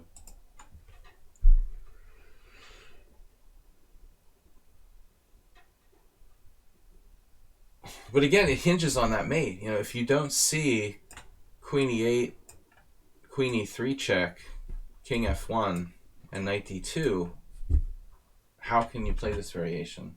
You know, really, really impossible to play that line, you know, with 3 seconds left, unless you see, you know, a mate there. I definitely wouldn't find knight d2 with seconds left. I'm sure Firouzja would find it, but you know, that's not really my thing, finding, you know, insane mates with like seconds left. So what are we going to play for Weird Wednesday, guys? We've got time for 2 more games.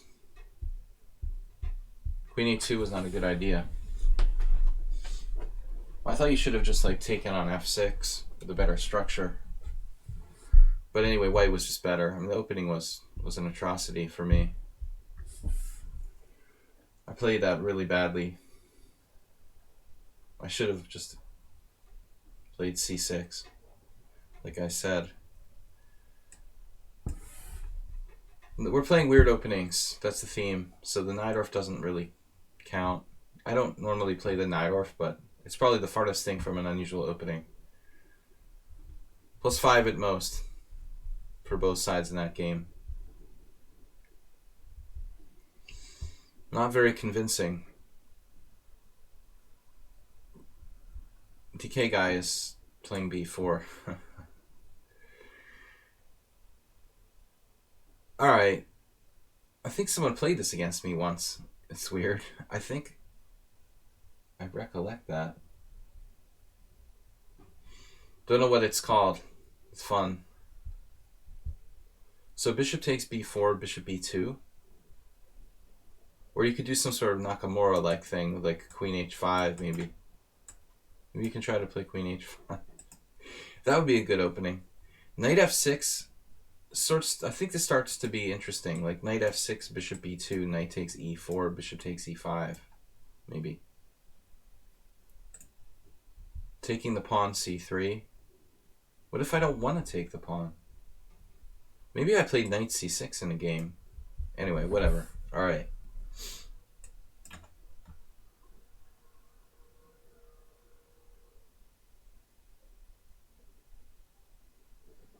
I'm just declining it.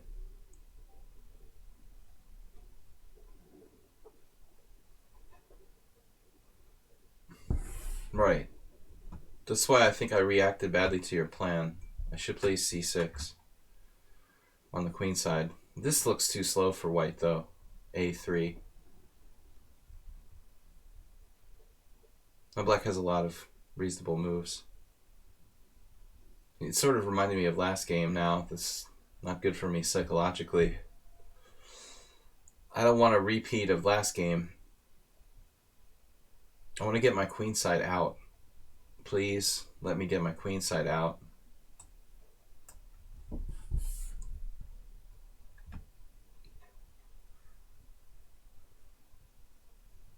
I'm traumatized about my knight. That's why I didn't take the pawn here on e4. Actually, why not play b5 here?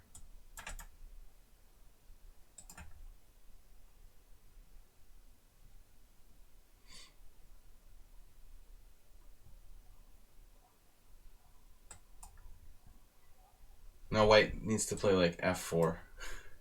Turn it into a king's gambit. Looks a bit much.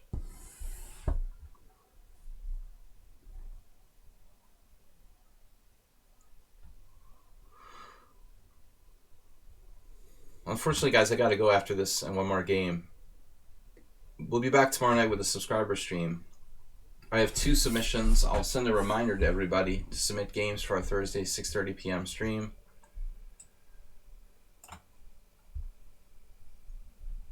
Black is slightly better now. The queenside thing is pretty funky. I think objectively, yeah. I mean, it would be better to play b5. Of course, it's not really sound here. Morales' b4 was more sound. In this case, DK Guy is sacrificing his central pawn in some lines. That's a serious investment.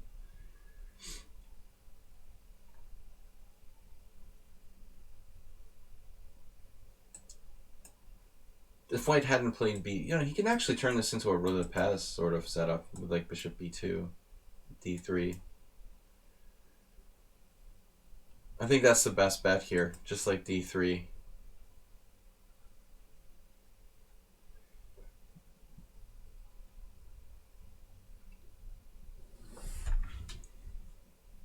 De Van Croy. As I said before, I don't think that's a real opening, man.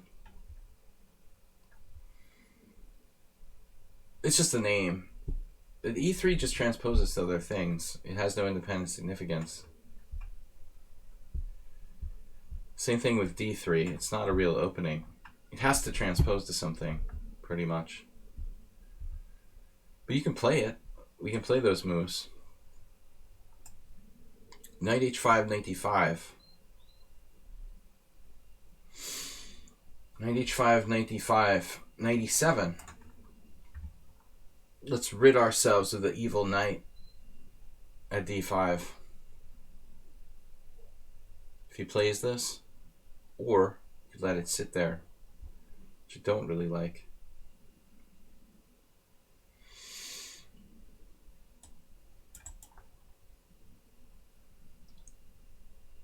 Yeah, goodbye.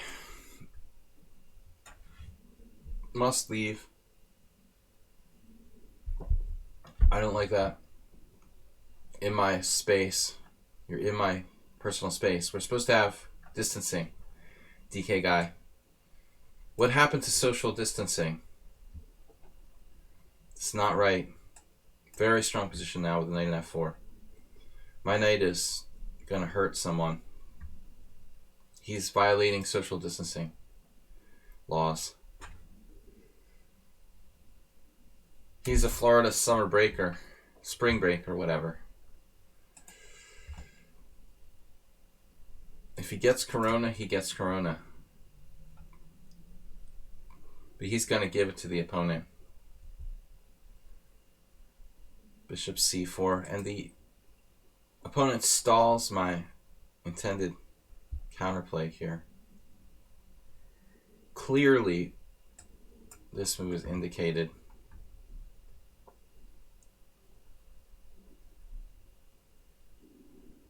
And now what? Yes, must. Must attack. Nice move. Only move. The answer to a wing attack is a strike in the center, says the opponent. Correct.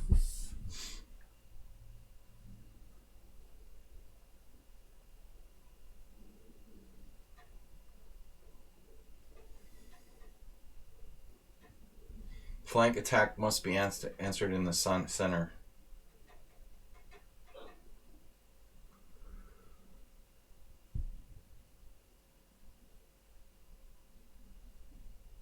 D4.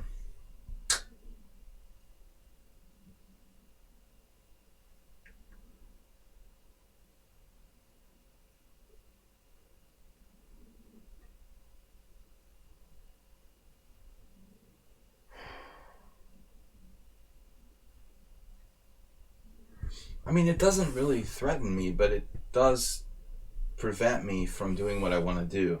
You know, that's the problem with this move. Now if I try to play f5, he has counterplay.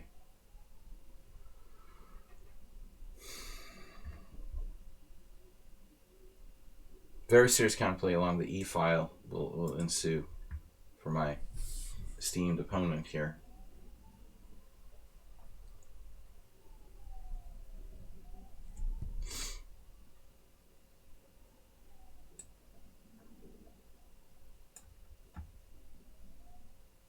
This is just total admission of loss of focus. Back to work. If b6, bishop b7 is my best plan, I just give up. So lame. That can't be a good move. What am I supposed to play here? Like f6 or something? It's better than what I did, probably. Like f6. Bishop d7 drops a pawn. Take. If I had a little more time, I could calculate something good. Oh, no. I have no interest in your bishop for that knight. I am not going to trade. Bishop a6 was interesting.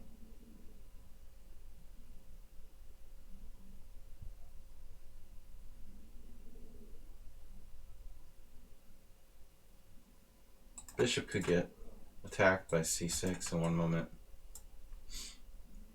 Trapped in some lines. Try to play like c4.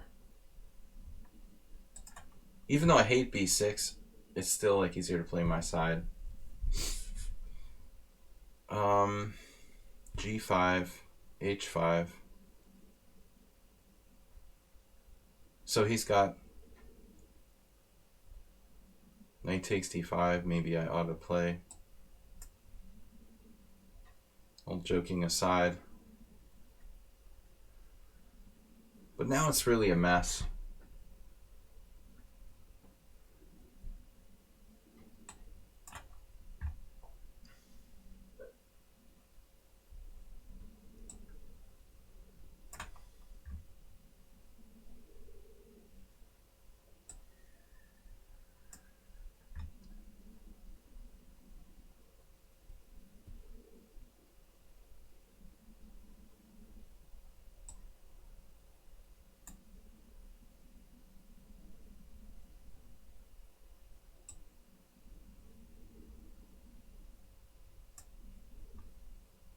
I have no plan.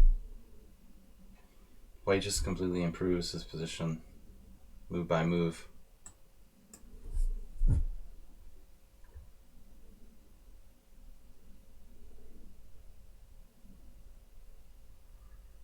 As I make clueless move after clueless move, look at the way he plays. So aggressive and fearless too.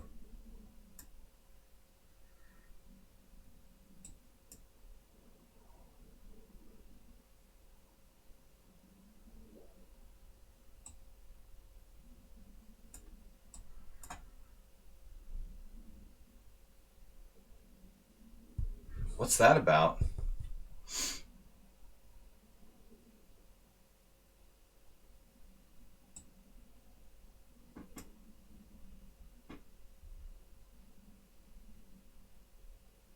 Whoa.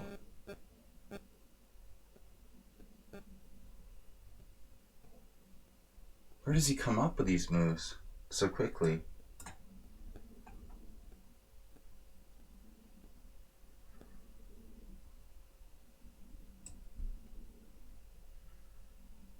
He's just insanely fearless.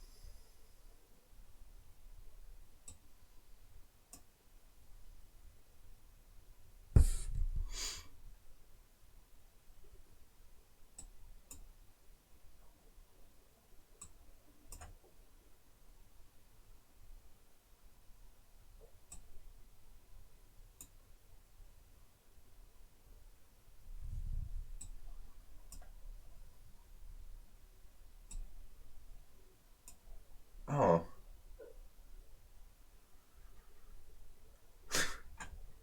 Wow.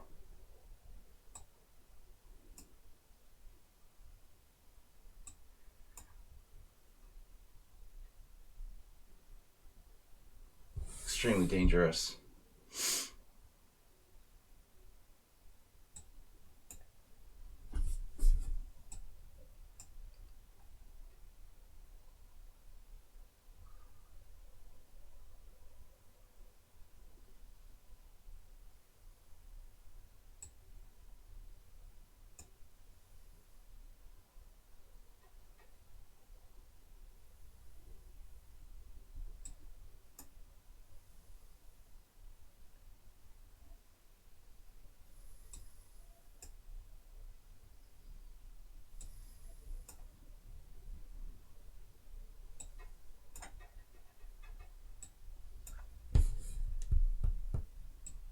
He's so systematic, it's unbelievable.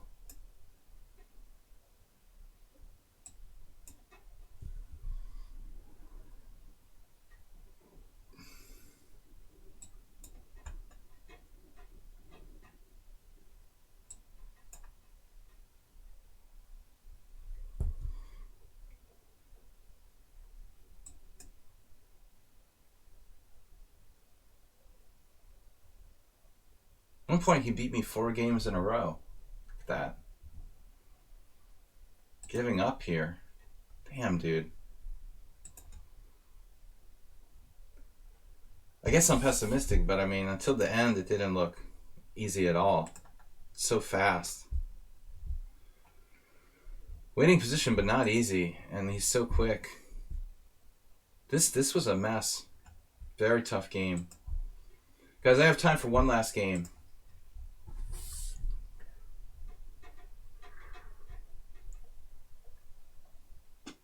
I hate promoting the candidates tournament, honestly. It should end. It shouldn't even have taken place.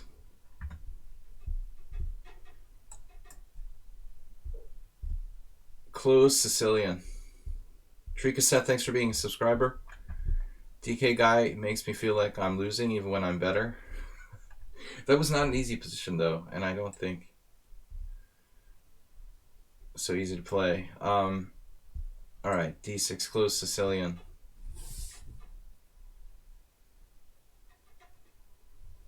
But here, I mean, okay, bishop e3 is main line. Or f4. 82 is kind of old school. The good old closed Sicilian.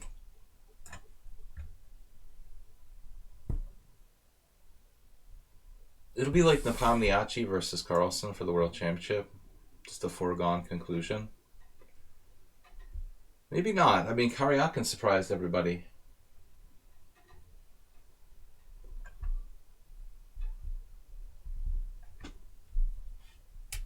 Anything's better than Anand. Just no Anand Carlsen, please. Hopefully Fabiano can win it. It's now looking kind of scary with the dominant score than Palmiachi has. I'm not in favor of a tournament deciding the challenger for the World Championship though. In the first place, it's just too random. One tournament is one tournament. You could have 10 different winners of this tournament if you ran the tournament like 10 times. Honestly.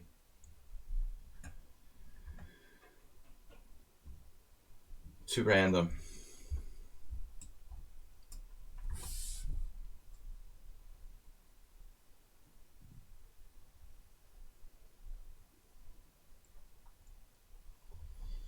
Matches would be way, way better. But they don't want to invest that kind of time it would take to play, I guess, championship matches or a match system for the World Championship, which would be a lot more fair, I think. But honestly, everyone should realize how random the results of one tournament are. Especially in my case, when you played like tens of thousands of poker tournaments. You realize how volatile the result of one tournament is. Chess is not poker, but still, any sport tournament is going to be largely dictated by chance. I just really wish we could go back to the old days. Candidates matches to qualify for the World Championship.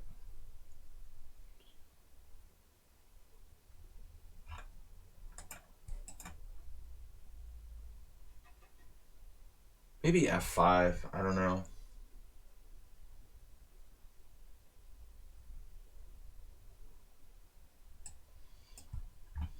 Now he's going to play bishop F2. B6 is kind of like a waiting move.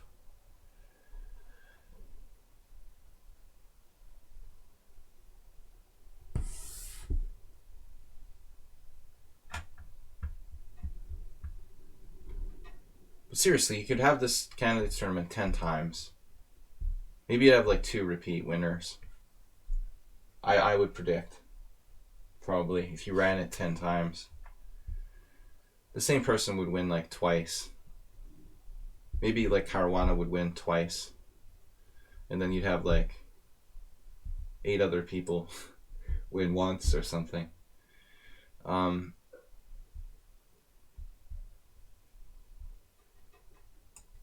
It's exciting. But as far as determining who the best player is, not really sufficient. Carlsen loves it. He's got to love it. Great for Carlsen. The weaker the opponent, the better. And the Palmiachi has been really dominating, admittedly. Like, you have to admit, I mean, this has been like a really good year for him.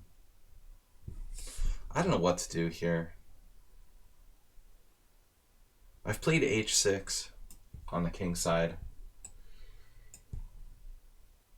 Let's move all of our pawns.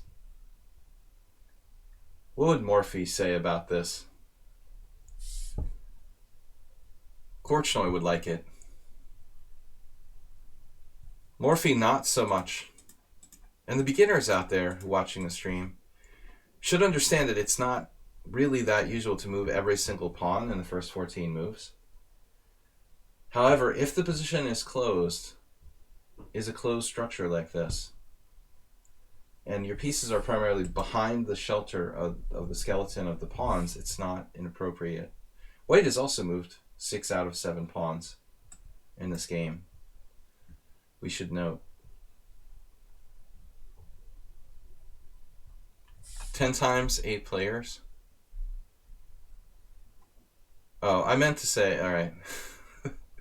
I forgot it's 8 players, not 10. Let's call it 8 play. I mean, for some reason I convinced myself it's 10 players. Maybe king f7. I meant to say 8 players. Sorry, DK guy. So we'll have eight runnings of the tournament for 8 players. And I think Caruana would win twice. But he'd be the only one. At the most. Nobody would win it 3 times. Clearly it's even less statistically significant. With 8. What's with LVN today? Like normally this like insane gambit style. Now he's like Mr. Solid Closed Sicilian.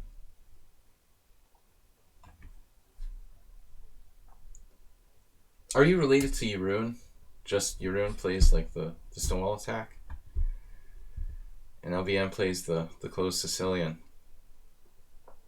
Insipid closed games. We had a Stonewall attack against Jeroen, one of LVN's countrymen, yesterday. No, Sunday. Was it? Man, the Stonewall attack, not fun. Yesterday. In the tournament, in the Blitz tournament. Yeah. Arena next week.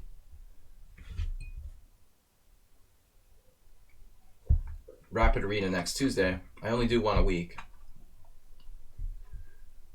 Yeah, I'm sorry, DK guy. That was insane of me to suggest that there were 10 players in the tournament. That would be... It's a nice round number, but...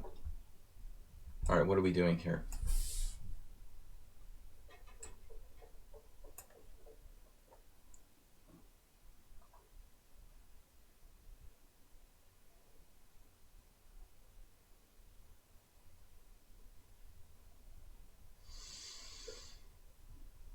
It's kind of like Joe Biden winning the Democratic nomination. I want Caruana to win because he has the best chance of beating Carlson, you know. Not that I like Caruana better, personally, than other players. I don't like Joe Biden better than Bernie Sanders.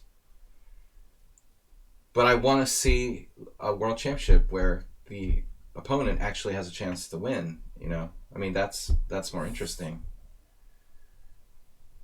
So that's my reasoning there.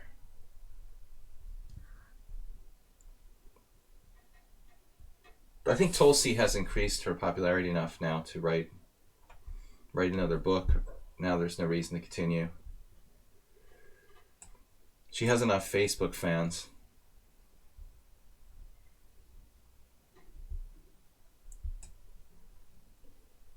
Man, I mean, White playing super chess here.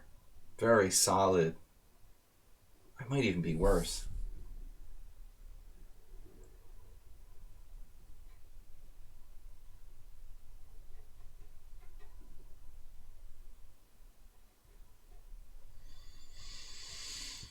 Politics is just about increasing your popularity and writing books and getting paid millions of dollars for your books now. I'm sure she just stayed in the election so long to kind of keep her name in the news. Increase book sales. After Kramnik retired, he got a lot of praise, but he was the one who tamed Kasparov doing the Berlin.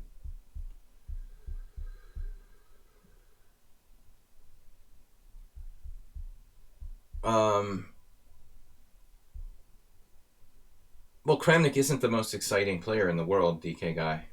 I think we have to all accept that. I love Kramnik, you know. But I don't maybe have the most exciting style necessarily either. It's hard to use Kramnik as an example for like exciting chess. He's really, you know, a correct player with incredible skills.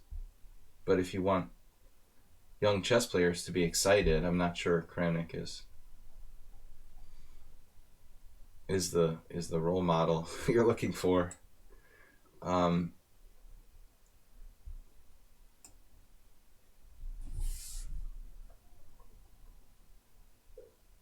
Now the game is about to enter the sharp zone.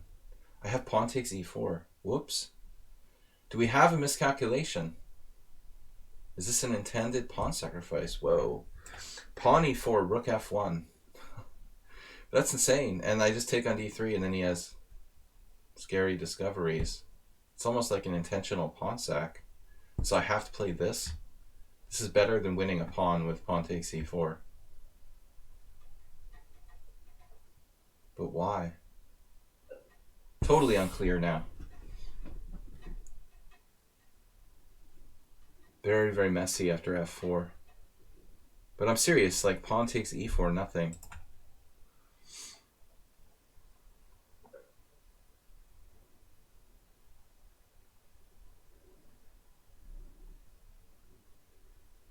This is going to get crazy now. Actually, what am I going to do? Do I have to take on this pawn? Queen f7? Queen f7, this is so sharp. Oh my god, b6 is hanging. I almost have to take here not to lose material. Wow. LVN is monstrously strong. And super fast too, today. Almost feels like stylistic change though. Wasn't he playing like insane tactical chess before?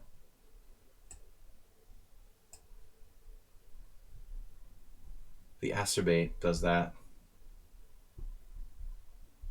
We have certain players who change their styles from day to day. I guess it's possible. It's actually a very great asset if you could do that. I would assume professionals can do it, but it's not very common even at that level to have more than one style.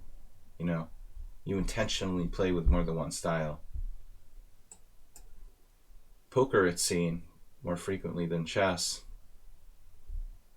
We have a Discord channel, Pub Slaggy. Someone can throw the Discord out there. I've got to go, guys. I'm actually late. I was thinking of sacking an exchange, but it looks unsound. What am I thinking here? Just for fun. Petrosian. Religion chat? Well, anything chat is allowed. I mean, I don't restrict the chat. It's a free world, but I don't like, you know, like the chat to be filled with political and religious chat constantly, if possible. You guys can talk about what you want to talk about, for the most part. Do you believe in God? Things are getting deep. I sacked an exchange. It's a provocative approach. Good question. I usually prefer to answer the God question when I'm getting really low on time. It's an excellent time for this sort of discussion. What am I doing here?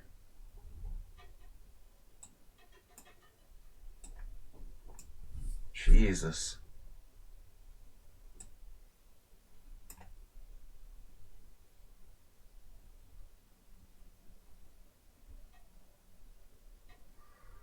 I just lost on time because of the God question. It's my second time lost today. This is an impressive game by White. Jesus. Speaking of God, 0 inaccuracies, 0 mistakes. I think it's safe to say White didn't really make any mistakes.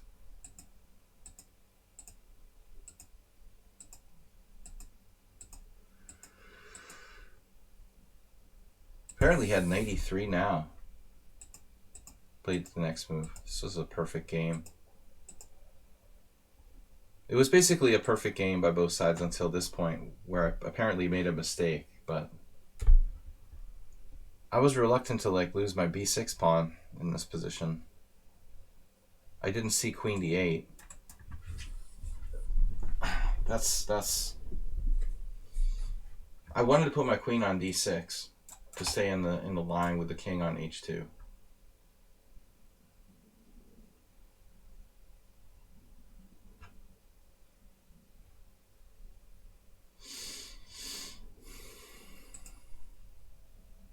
I think this might even be better than what I did, like sacrificing this b6 pawn.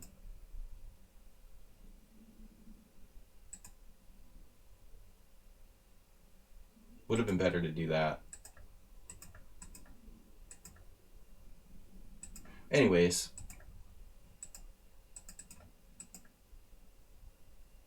I decided to roll the dice here with rook f4, but the computer doesn't think it's sound.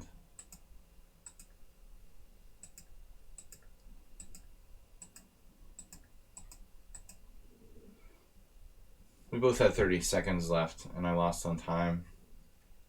No, at this point I had 3 seconds.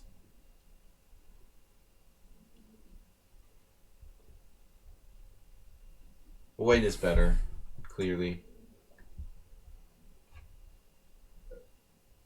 Impressive game by White. Did you change styles, LVN? You suddenly, like, don't do tactics and play only positional chess? Seems like I played a different player than usual. Like you handed it off to your cousin Bob, who's a positional player today. Normally you're playing like really wildly. That's not what I was prepared for. Alright guys, I gotta go. It's late. So tomorrow we're gonna do the subscriber stream. The old Spassky, you have old Spassky and new Spassky styles, like 2 Spassky styles. You play the young Spassky and the new Spassky. You can turn it off and on. The old Spassky likes draws and playing the closed Sicilian, whereas like the younger Spassky was playing the King's Gambit and really sharp. Alright guys, I will see you later. Thanks for playing, thanks for following. I've got to run. Subscriber stream tomorrow night. Thanks for supporting the stream. Please don't forget to support the stream if you can. Donate. And donate via PayPal or Streamlabs. I appreciate it, guys. I will talk to you tomorrow night. Stay safe, and from the Panda. We've got to go, guys. See you tomorrow night.